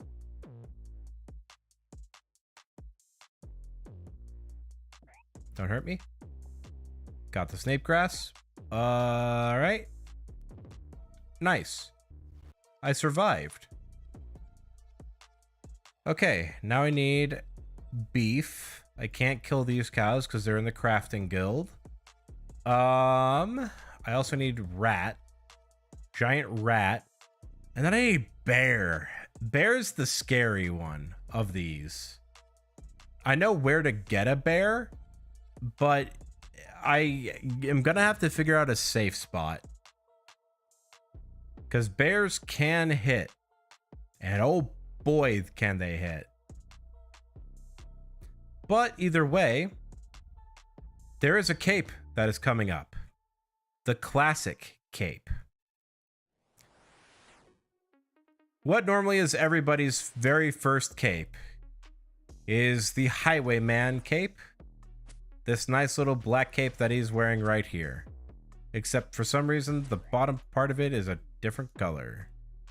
Oh, he doesn't drop it every time. I thought it was a 100% drop. Oh, it's this guy. That's the Highwayman with the cape. I think.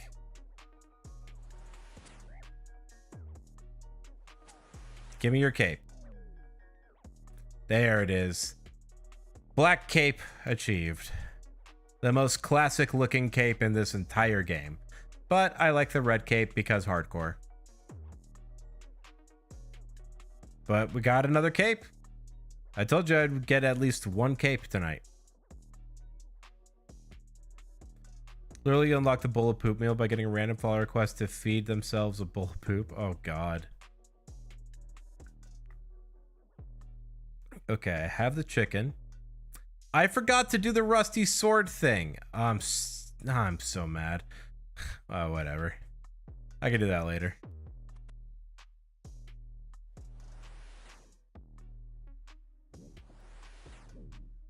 Gotta do this because I need the beef.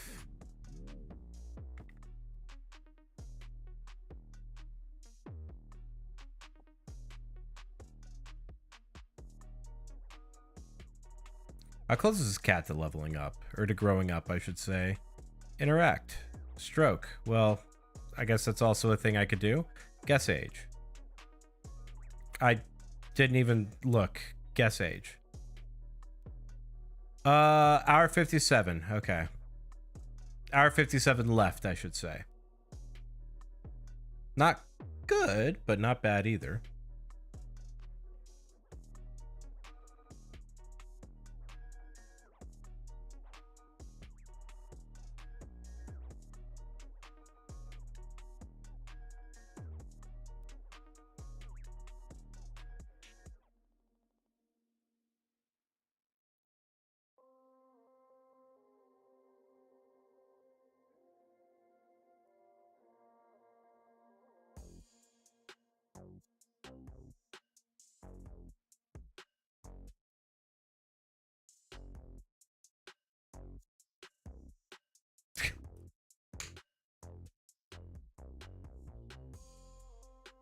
This is just a good look here. With the music too. It's good walking music.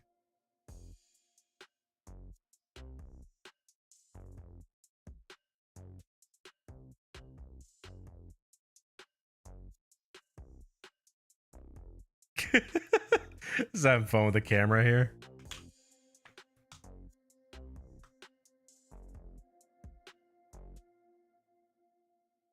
Okay. Let's see if I immediately get a casket. The walking thing gave you the stupidest idea. Oh, yeah. You know that meme with 3 people that... Oh, the Dr. Livesey walking meme? You could do that with my different RuneScape accounts. Oh, I absolutely could do that. I don't have 3 RuneScape accounts, though, that I've streamed on, which is the only bad part. But yeah, no, I was definitely thinking of the lives you walk. Oh man, I love that meme so much. It's my favorite.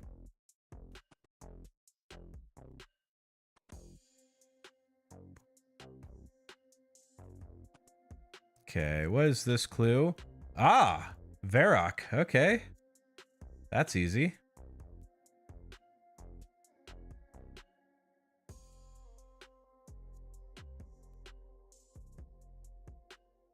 So you had the Iron Man streams, the Cape streams, and the main account. I don't have a main. I mean, I do have a main, but I have not played it in... I have not played on my main account since I started my Iron Man 2 years ago. 3 years ago. Yeah. No. 2 years ago. 2-year-old account.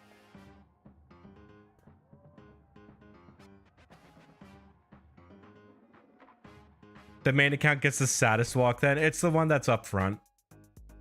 Because it was the Pioneer. And Call Me Freak is the one in center because it's the actual Chad in that situation.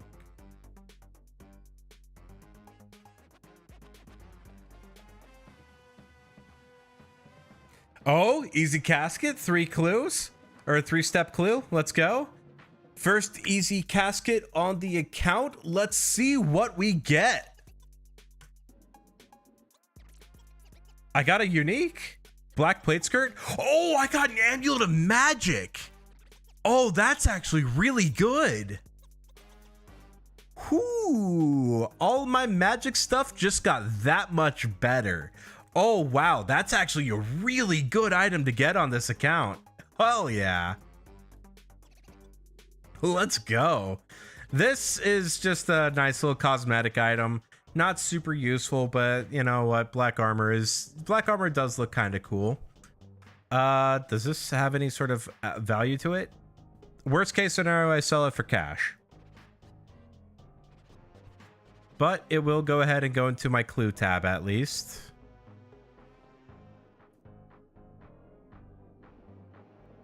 This we are going to put here. We absolutely want this. This is loot. Need these.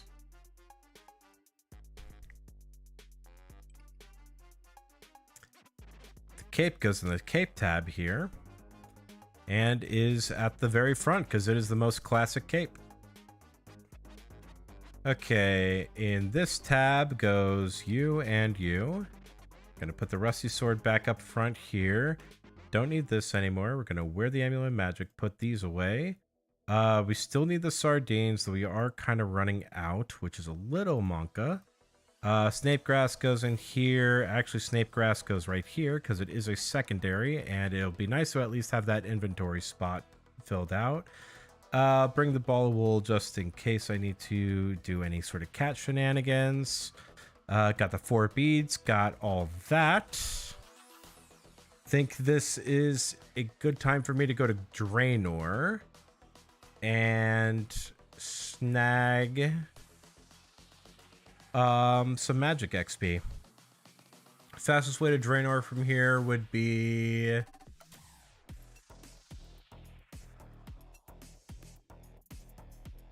south. Go this way towards Barbarian Village, hook us south. And I guess while I'm there, I'll also do Ernest the Chicken. That's a really quick quest.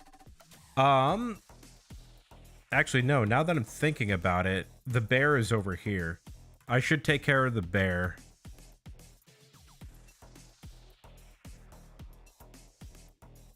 Yeah.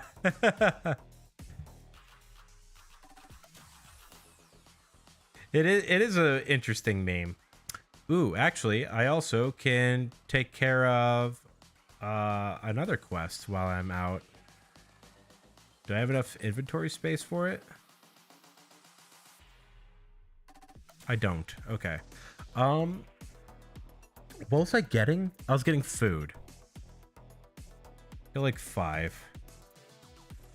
Just in case. Just in case. Can never be too careful. I am fighting a bear after all.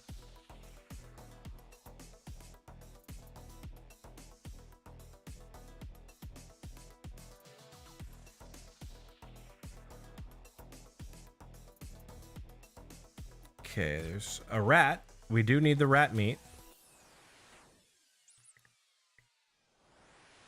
So this little phenomenon right here is something you will see very frequently in RuneScape. This is called safe spotting, where I am able to attack an enemy at a distance because they are caught on some sort of geometry. In this case, they were caught on that tree. Not sure how, but they were. So that is the mechanic that I'm going to be using to be able to safely kill a bear. This bear in particular. So I'm going to be kind of by this tree. I think I have a clear shot. I don't think he can squeeze between these trees here. Yeah, so since the bear is stuck against the trees, but I still have a clear shot to it with my bolts, I am now safe spotting this bear so I can kill it. No issues, no problem, and it can't do anything about it. Safe spots are OP. And now I have everything I need for a druidic ritual. Meaning that I could go do Witch's House right now if I wanted to, but I wanted to get at least a couple more beginner clues. I think I want to try and finish 5 beginner clues tonight.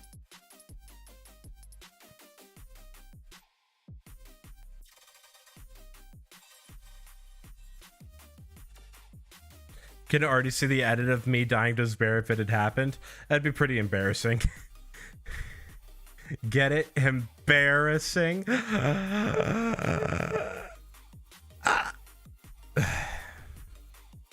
I'll say myself out.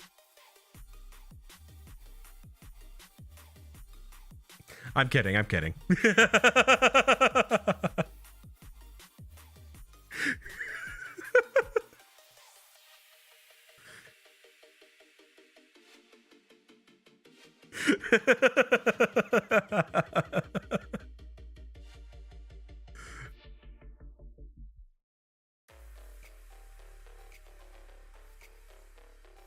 You know what's better than editing a joke? A live editing joke.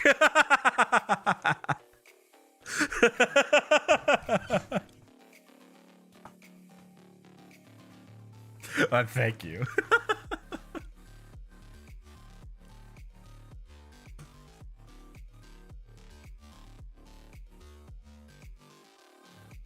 I feel like I forgot to do a quest. No, not forgotten. I just haven't gotten there yet.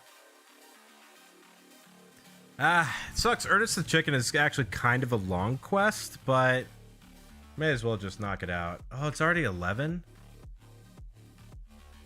I'll go another hour.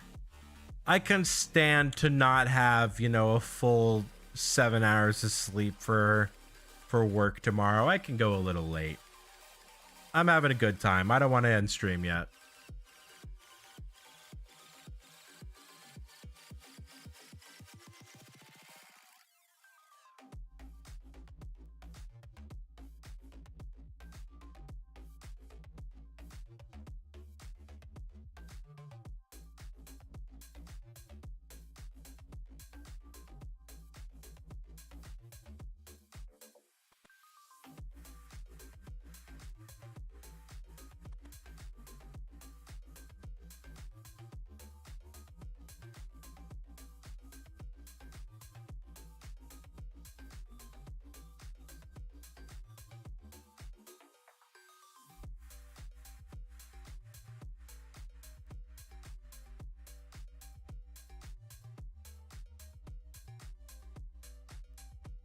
This is why we got those 4 beads.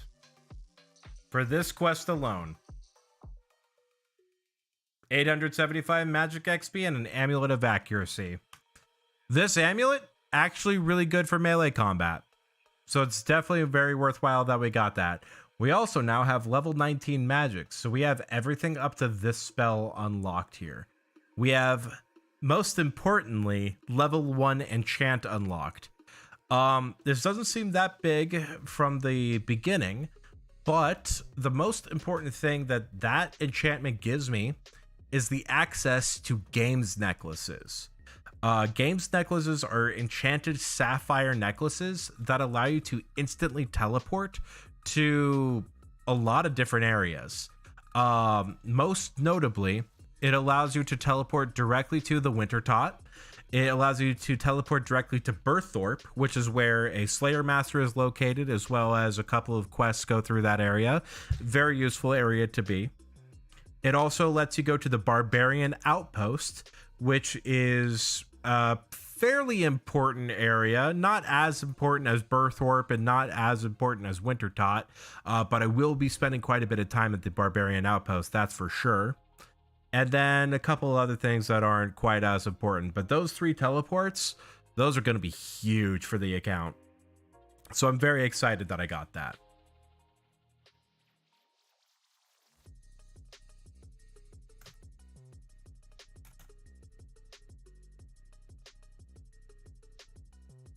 Okay.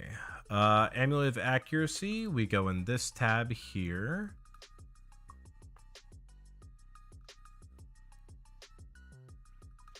Okay, we can put this away. Dump this in here. I should get more sardines. Okay, this is what we're gonna do. We're gonna get the wool that we need for the sheep shearer quest, because it's just 20. And I'm going to do that quest, then run back over here and do Ernest the Chicken. Now, there is something that I do need to do before I do Ernest the Chicken, which is turn off lightning. Can I turn off lightning?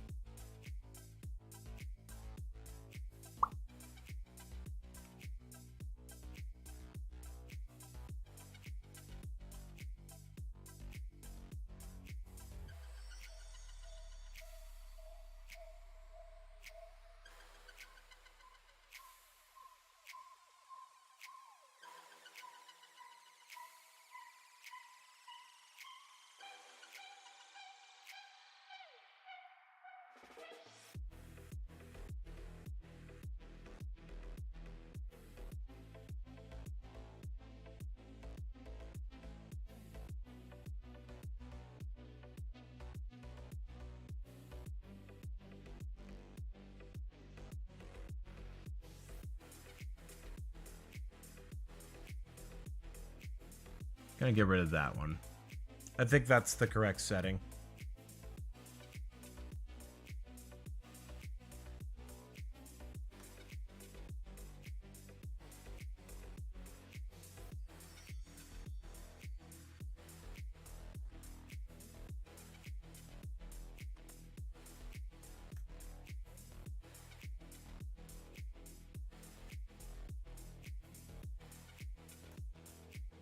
And there we go. Level 9 crafting. Now I can craft those level cows that I just got. Still can't believe I got those. What am I wanting to do for... What is it? What am I doing here? Crafting XP is what I wanted to look up.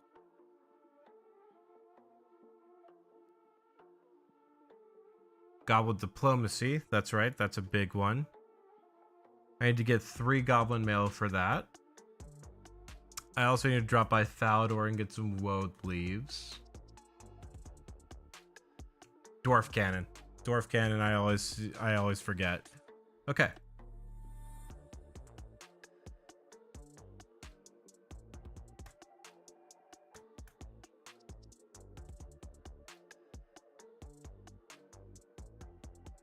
See, the thing is, I really like what they did with Draenor Manor. It's extreme. No, the lightning effects are still there.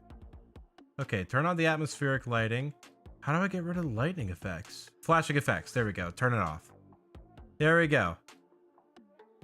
Now I do not need to worry about an epilepsy warning.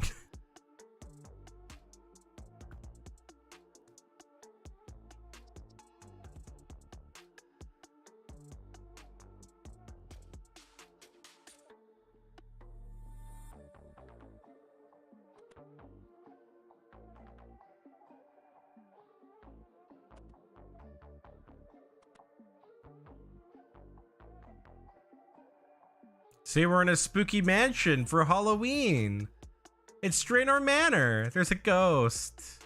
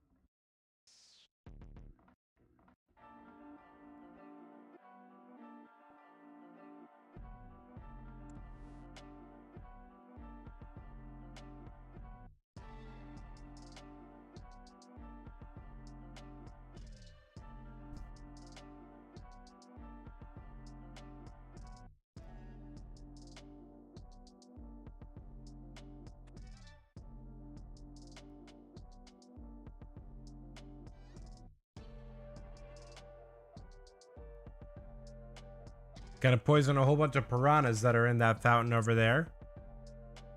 Because they are guarding something I need. Do not judge me.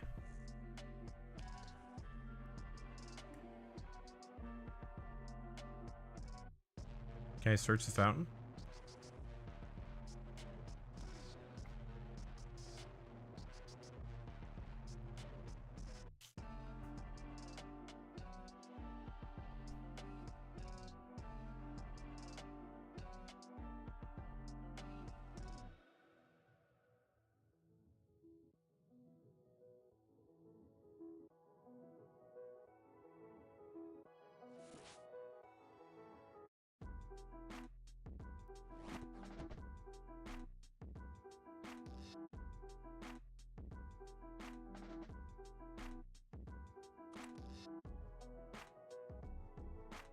Thank you, Mr. Skeleton. That was a nasty hit.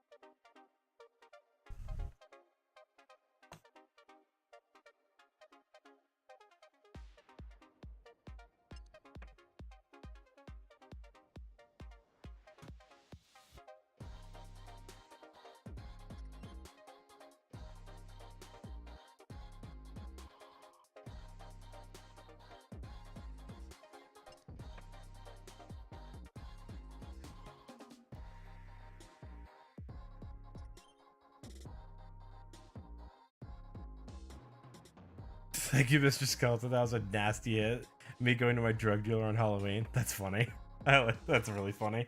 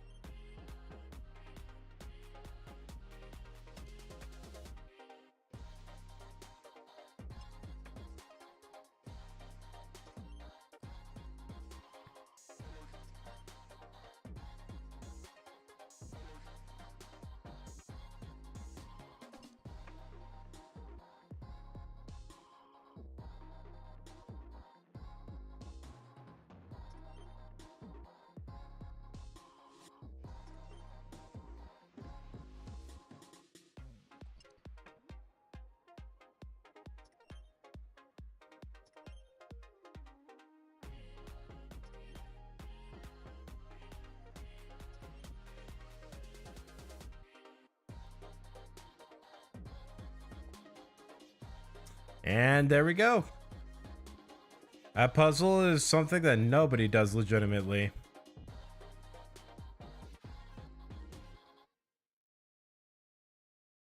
I like that guy's pants.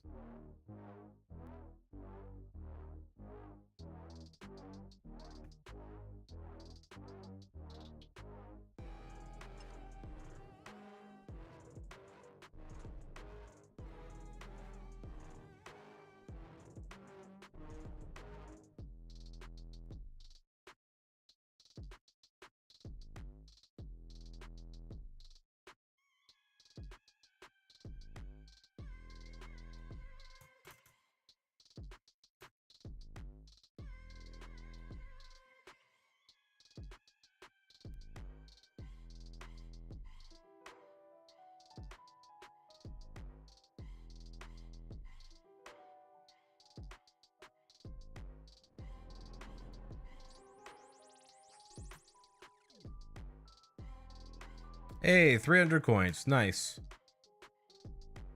Okay, I think we are good to start killing goblins and grind some beginner clues.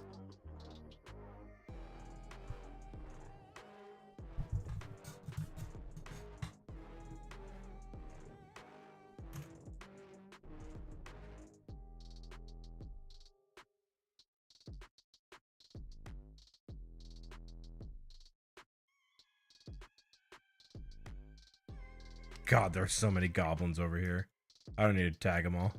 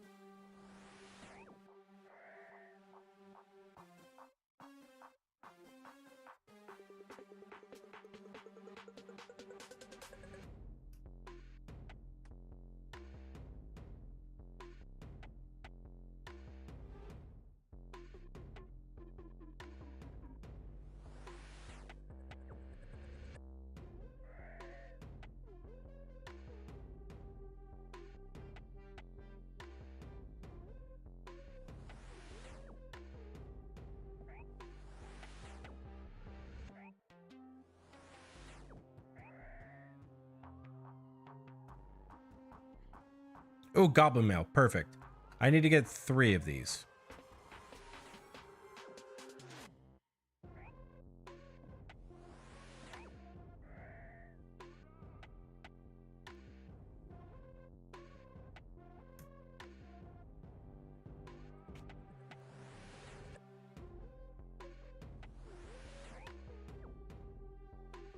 Hopefully these beginner clues don't take very long to get.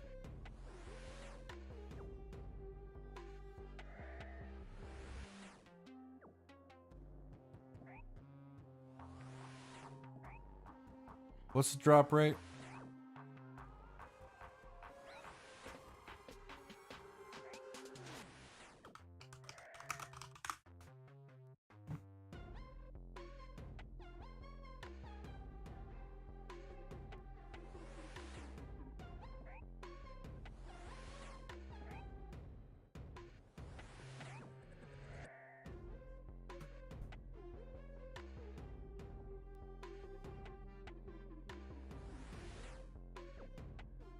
Level 20 magic, let's go.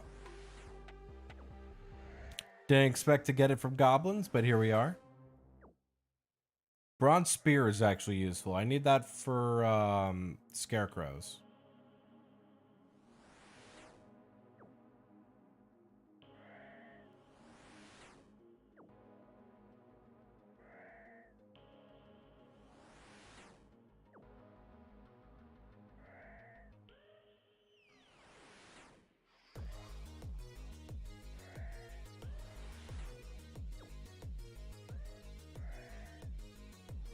I'm starting to one-shot all these goblins now.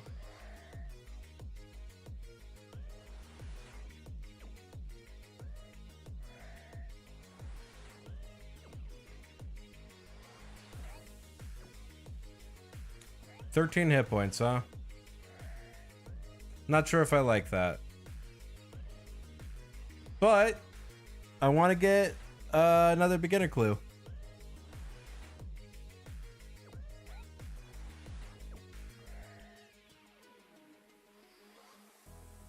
Hey, there we go. Beginner clue. Port Sarum. All right. Off we go.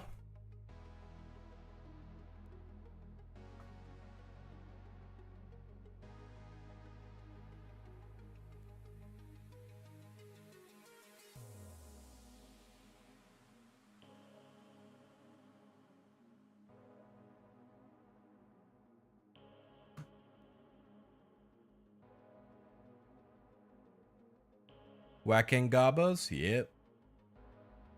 When I tried to get Lunar to play this game, all she did was kill goblins. Like, I tried to get her to do quests, I tried to get her to do other things. She was only interested in killing goblins. Which, I mean, you know, fair enough. Sounds like Lunar? Yeah.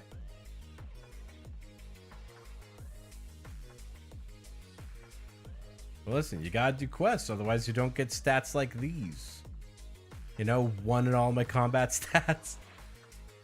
20 magic is nice. What's my combat level, actually? 14? Yeah, I've gone up quite a bit. I started today's stream at level 4 combat. Now I'm at level 14. I've gone up 10 combat levels in one stream. It's pretty good. It's pretty good. I bet she made a comment about how they're funny. Yep, she did. You absolutely did. Yeah, this is just not her game. She's not a big fan of grindy MMOs, and I do not blame her. Normally, I'm not either, but there's something about RuneScape, man. There's just something about this game that has me.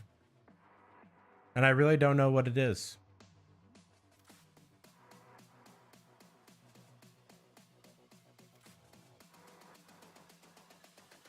Gotta buy some more sardines for the kitten.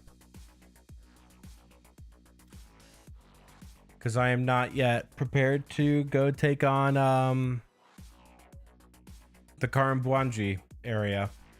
A little bit scary to go to Karanja right now with my current stats, just because things there hit kind of hard, and things there also poison, and I don't really have an answer to poison.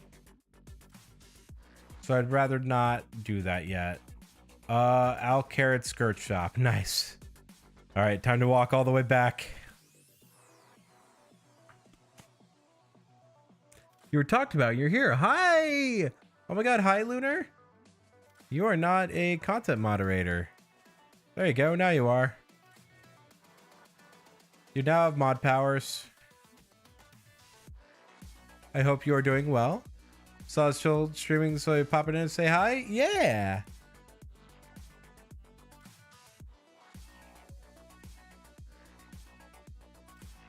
Really is a demon thing? What? I don't know, man. I'm tired now.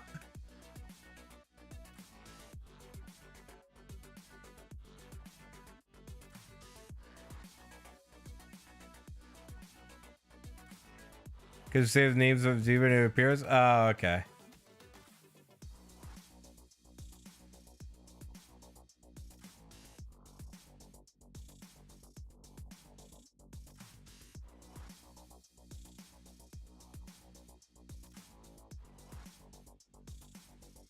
Right now, I am doing a beginner clue. This is basically a scavenger hunt. So every time so I'm just going through the steps on this scroll until I get, until I finish it and get the item that I need. Beginner clues can only have up to 2 steps, I'm pretty sure. Let's see. No, beginner clues could be between 1 to 3 steps. So ideally, I want a 1-step clue. This right now is a 2-step clue. So we'll see if we get a 3rd step when we go get to the scavenger hunt part of this one.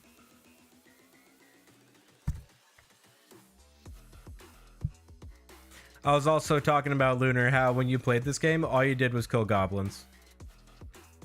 You're sleepy? All right, good night. You have a good rest of your night. Thanks for dropping by and saying hi.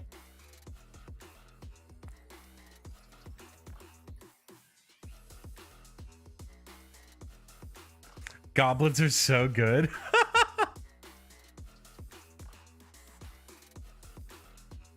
You will kill them? I thought they were good though. Just good to kill? Is that what it is? Then do it again. Fair enough.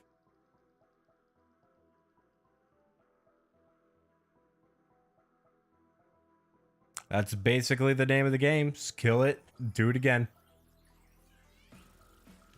Yeah, they're funny to fight. They make the little sounds.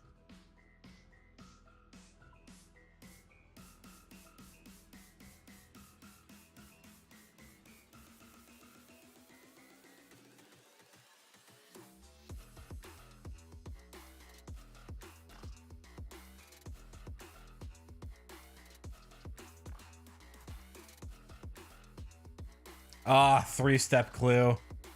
Rip. Okay, at least this step's really close.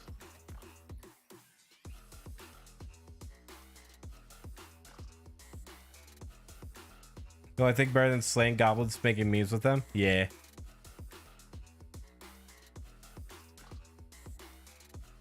All right, casket, beginner casket. Let's see if I get a cape. I want to be at a place where I can actually see my character a bit better. Not a good camera angle for me. All right, here we go. We'll do this. All right, got another beginner casket. Let's go ahead and open it up. Casket number 2 on the account.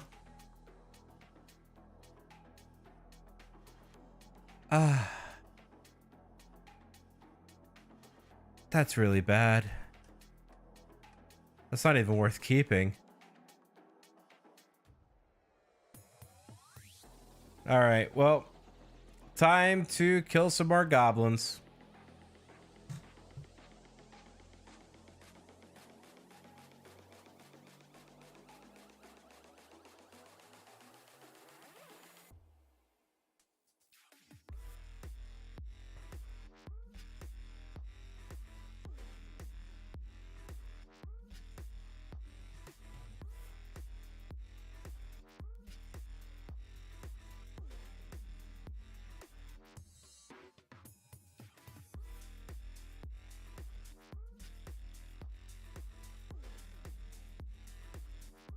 How many hours am I in on this account? 7 hours? Honestly, for 8 hours of gameplay, I'm pretty far. I've done a lot.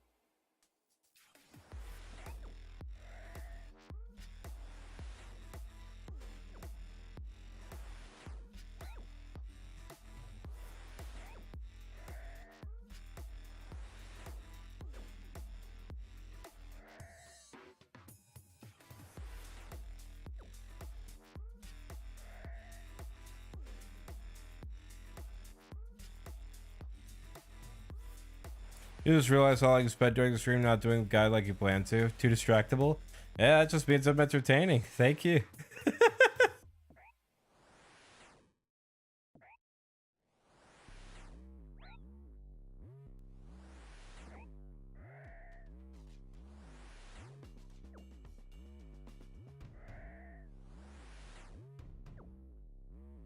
Ooh, a second goblin mail. There we go. That's 2 out of 3. And an easy clue scroll. Interesting. That one's going to take a while to get, so we'll just stockpile that one. But that is cool to note.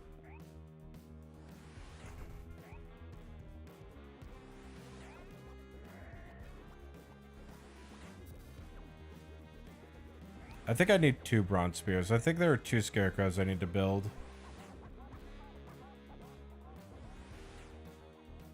You've done 10 perks today so far, just starting another 11?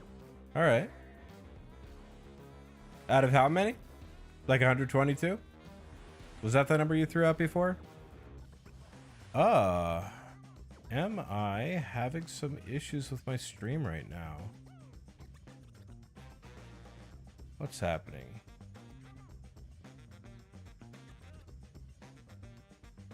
Looks like just dropped some frames there. Sorry about that, chat. Looks like we're all good. 213. Wow, I was way off.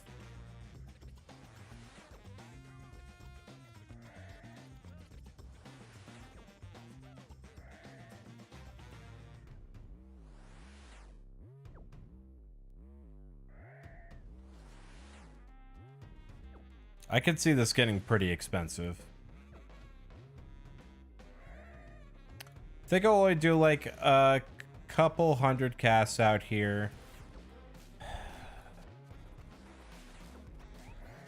Oh wow, okay. 29 killers, that's a lot.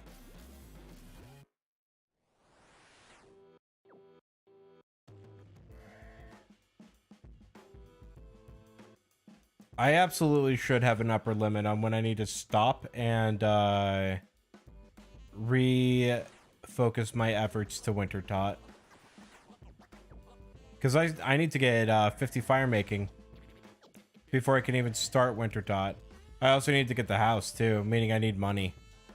I gotta figure out a good money maker.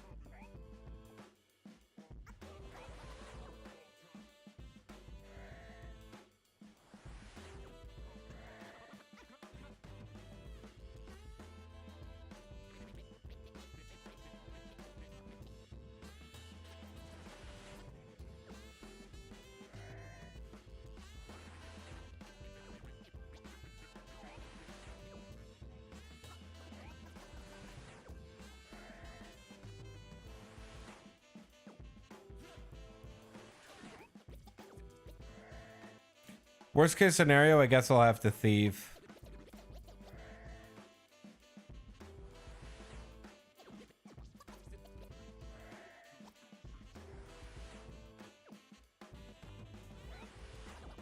That's absolute worst case scenario though, because that will take a long time.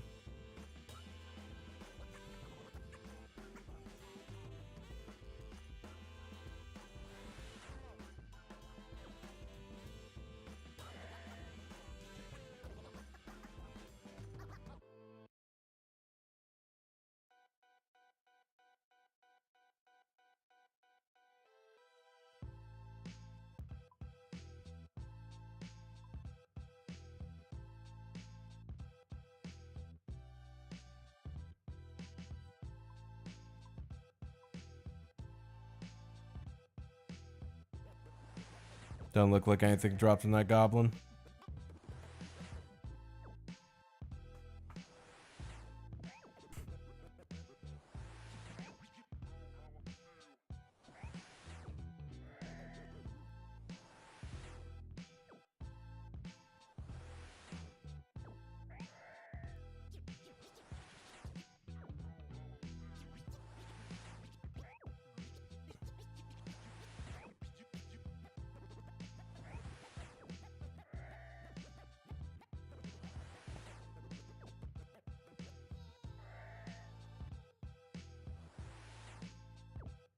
$14 hit points. Let's go. I'm definitely going to be above 30 when I finish Witch's House. I need to think about this now.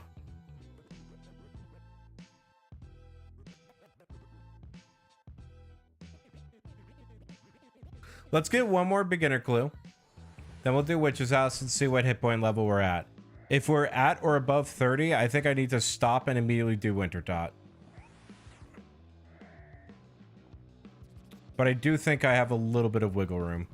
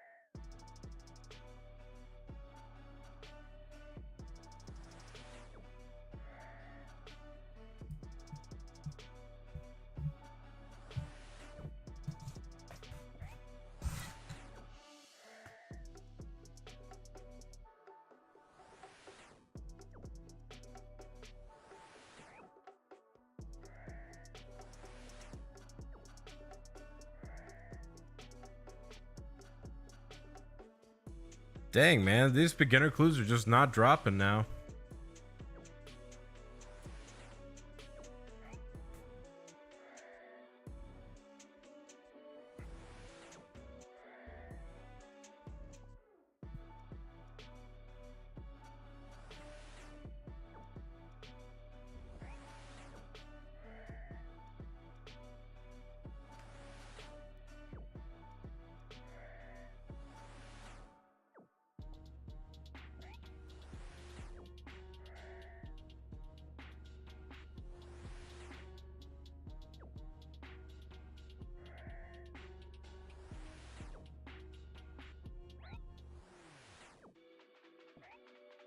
Where else can I get a bolt of cloth?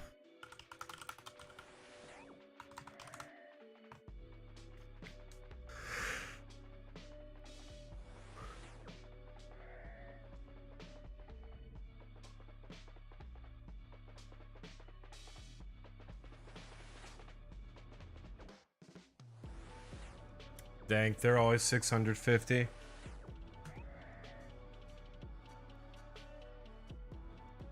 See if there's any good like money maker for Iron Man early level.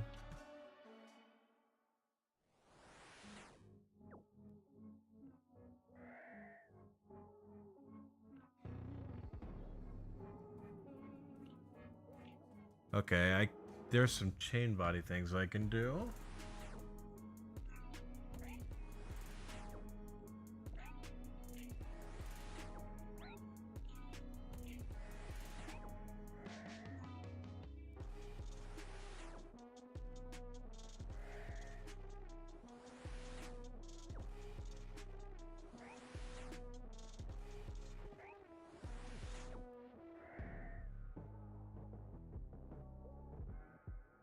Hey, there we go. Clues girl.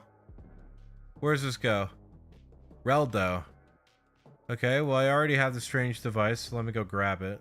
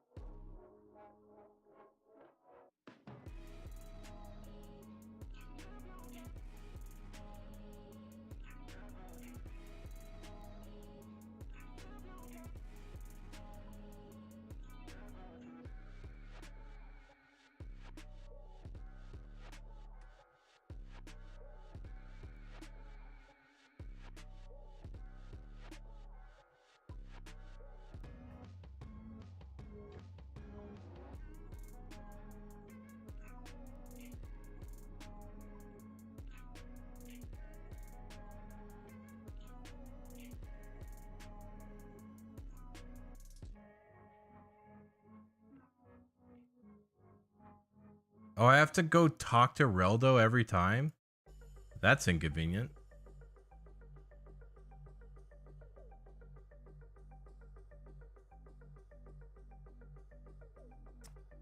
Okay, so I need to do Death to the Dorgashun. That is going to give me my best moneymaker method pretty early on. What does that require? So I know it's Lost Tribe. Let's see, Death to the Dorgashun.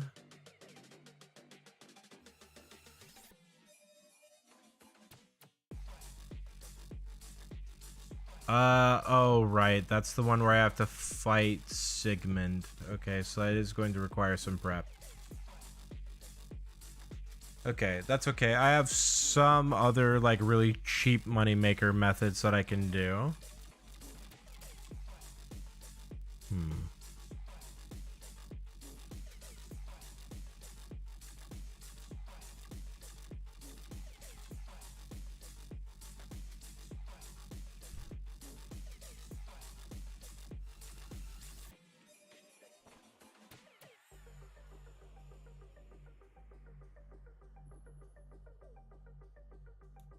Inside the wheat field next to Draenor Manor. Or atop Ice Mountain. Alright.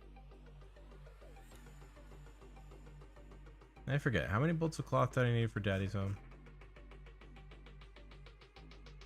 Oh, while I'm in Varrock, I need to do this. I need to talk to the Zami wizard.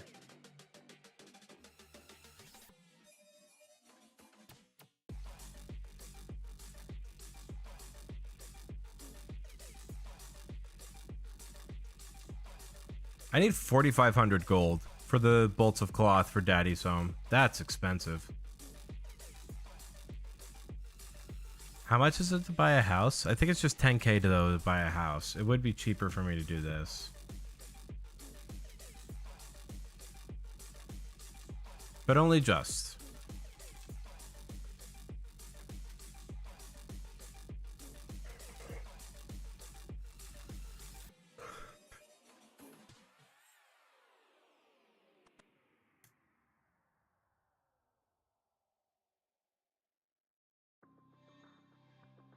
$10k to buy a house. You want to move there? Yeah.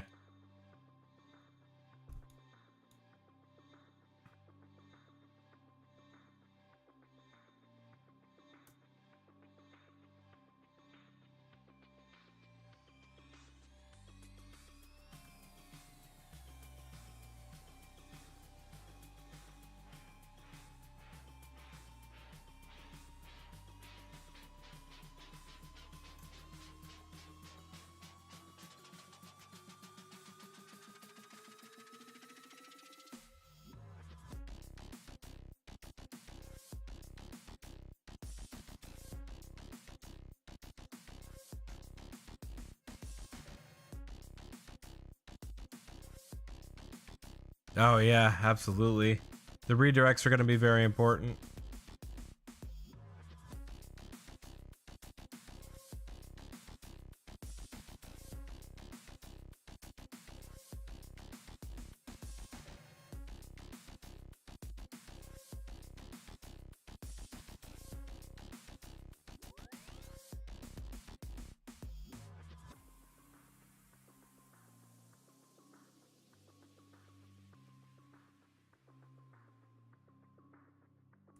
Okay, we're going to go to Barbarian Village and then scan again, see if we are close.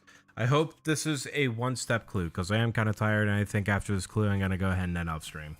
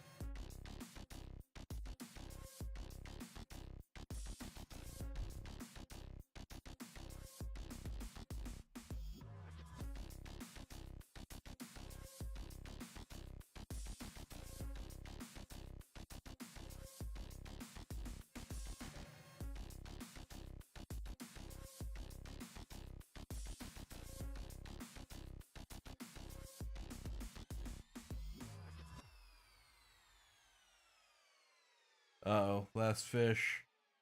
I had to go buy some sardines.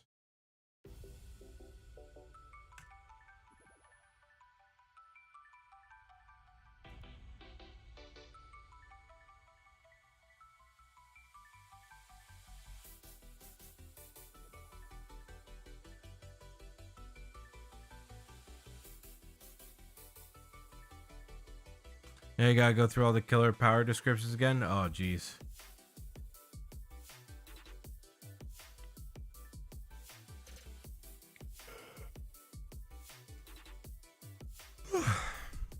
Also might be a good idea to start figuring out like chapters for that video as well. So that way people can quickly scrub, find where they want to go in that video.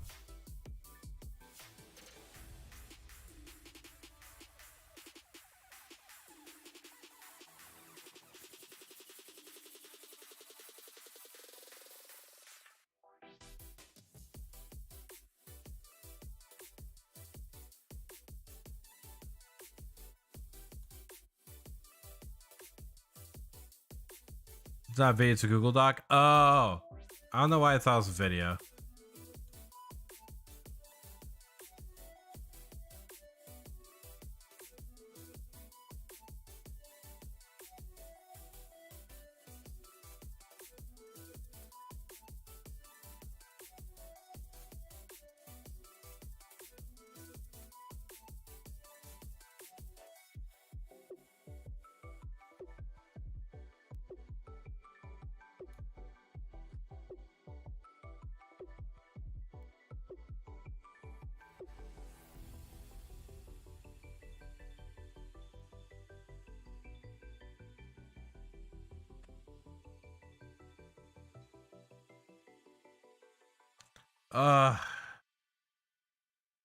Another hot cold clue. Man, that sucks. Okay.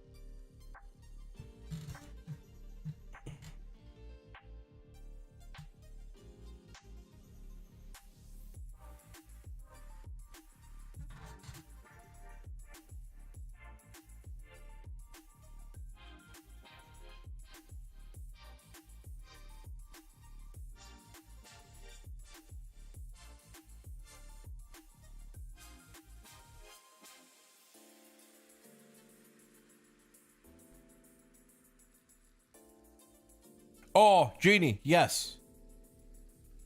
Okay, unfortunately I can't lamp herb lore right now, so I'm gonna lamp agility instead.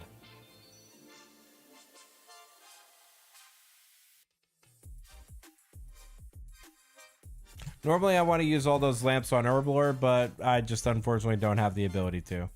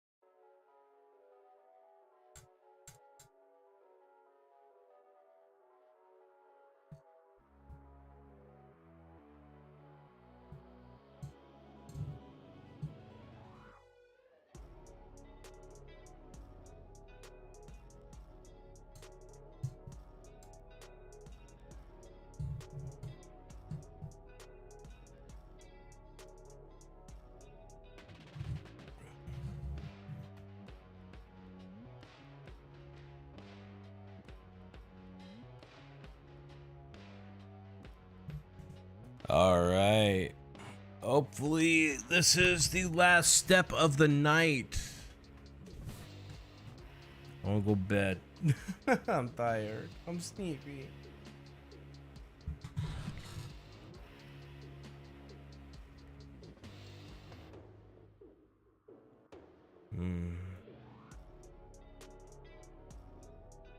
Yeah, a good stream though. I've been having a lot of fun. RuneScape's great. I like RuneScape. Sleepy Freak? Yeah. It's Sleepy Freak hours.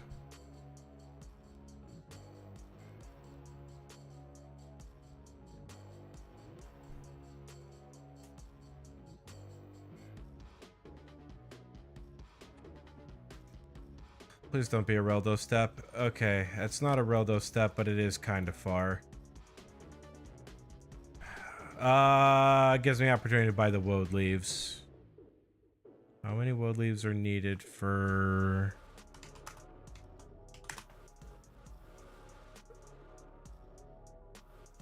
two woad leaves.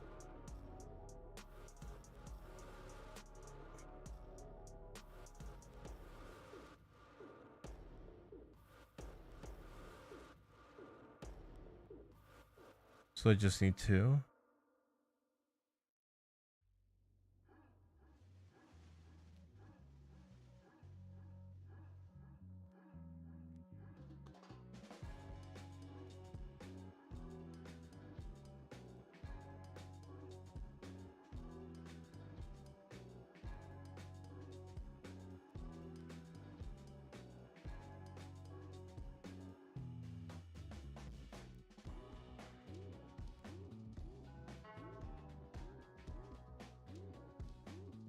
Okay.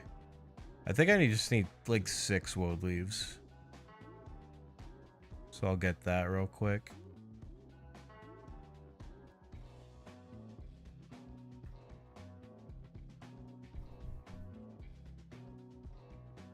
Oh, I need to buy sardines too while I'm out here. Golly, I'm just losing money. I will try and get some money off stream. No, I want to get the money on stream. I want as much of this account to be streamed as possible.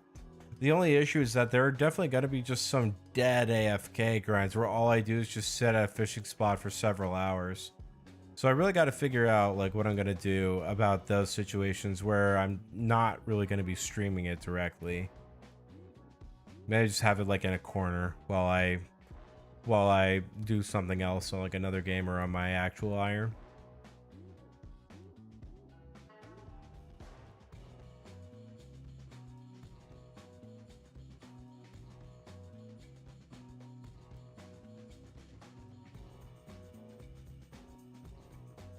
Cape Freak is stream only except for the AFK or basically AFK? Pretty much.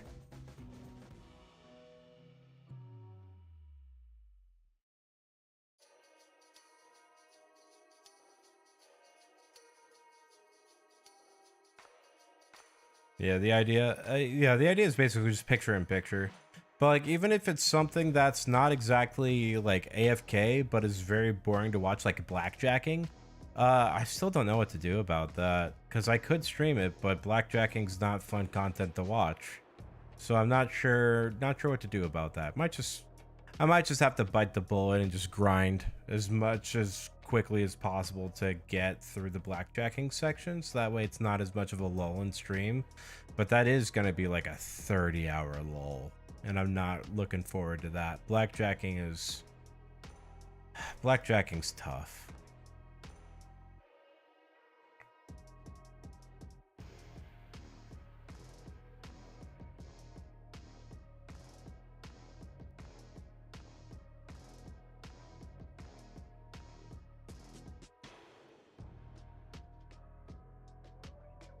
All right, welcome to Falador.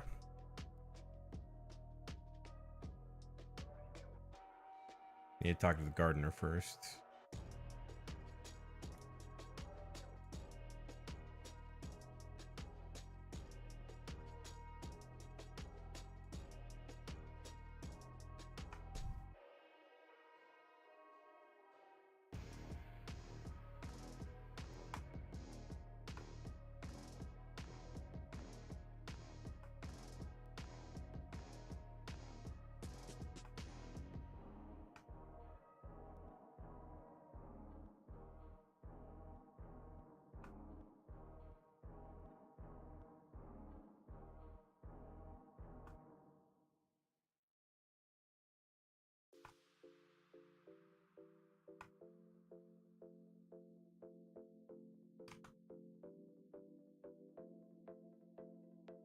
All right, 4 world leaves should be plenty.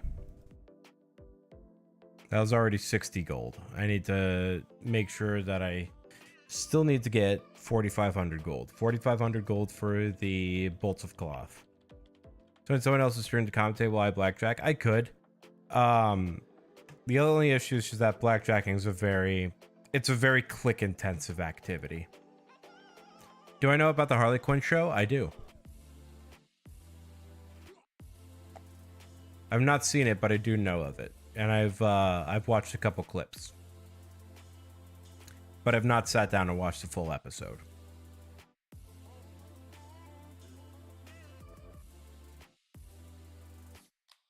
Man, my voice is getting a little raw.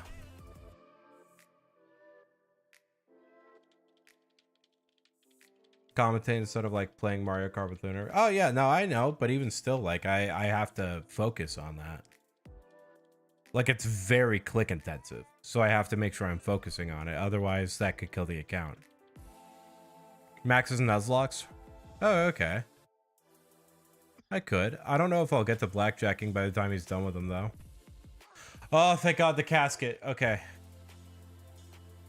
All right, here we go. Casket number 3. Let's find out. Black robe, steel plate legs, and law runes. You know what? I will take the law runes. Law runes are hard to come by. And that is some nice high alch value there. We'll sell that to the West Darty store tomorrow. But for right now, I am pretty tired. I am going to go ahead and head to bed. Tomorrow's going to be a big day. We're going to do Witch's House. We are going to do Druidic Ritual. Going to do Plague City, Biohazard. I think I'm going to try and make the guaranteed cape I get to be the Ardoin Cloak. Really, the only thing I need for that right now is just Biohazard.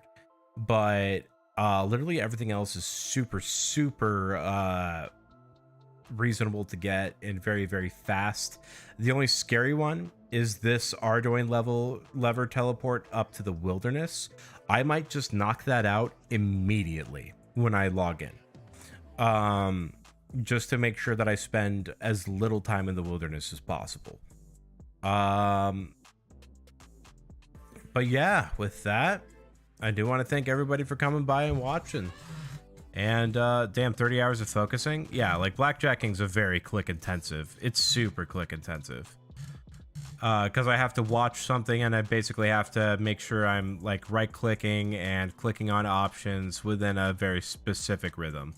Like blackjacking's brutal. A lot of people really hate blackjacking, but it's extremely fast. That's the main reason why people do it, is that it's the fastest thieving XP in the game. But eventually it does get to be a shift where with the Ardoin Hard Diaries, no, Ardoin Medium Diaries, I can shift gears and do Ardoin Nights in the city, and those are much better. They're so much more relaxed. They give you, I think, more money, and yeah, it's much better thing to do those. But for right now, I am heading to bed. Thank you all so much again for coming by and watching. I really, really appreciate it. And I hope you all have a great rest of your evenings.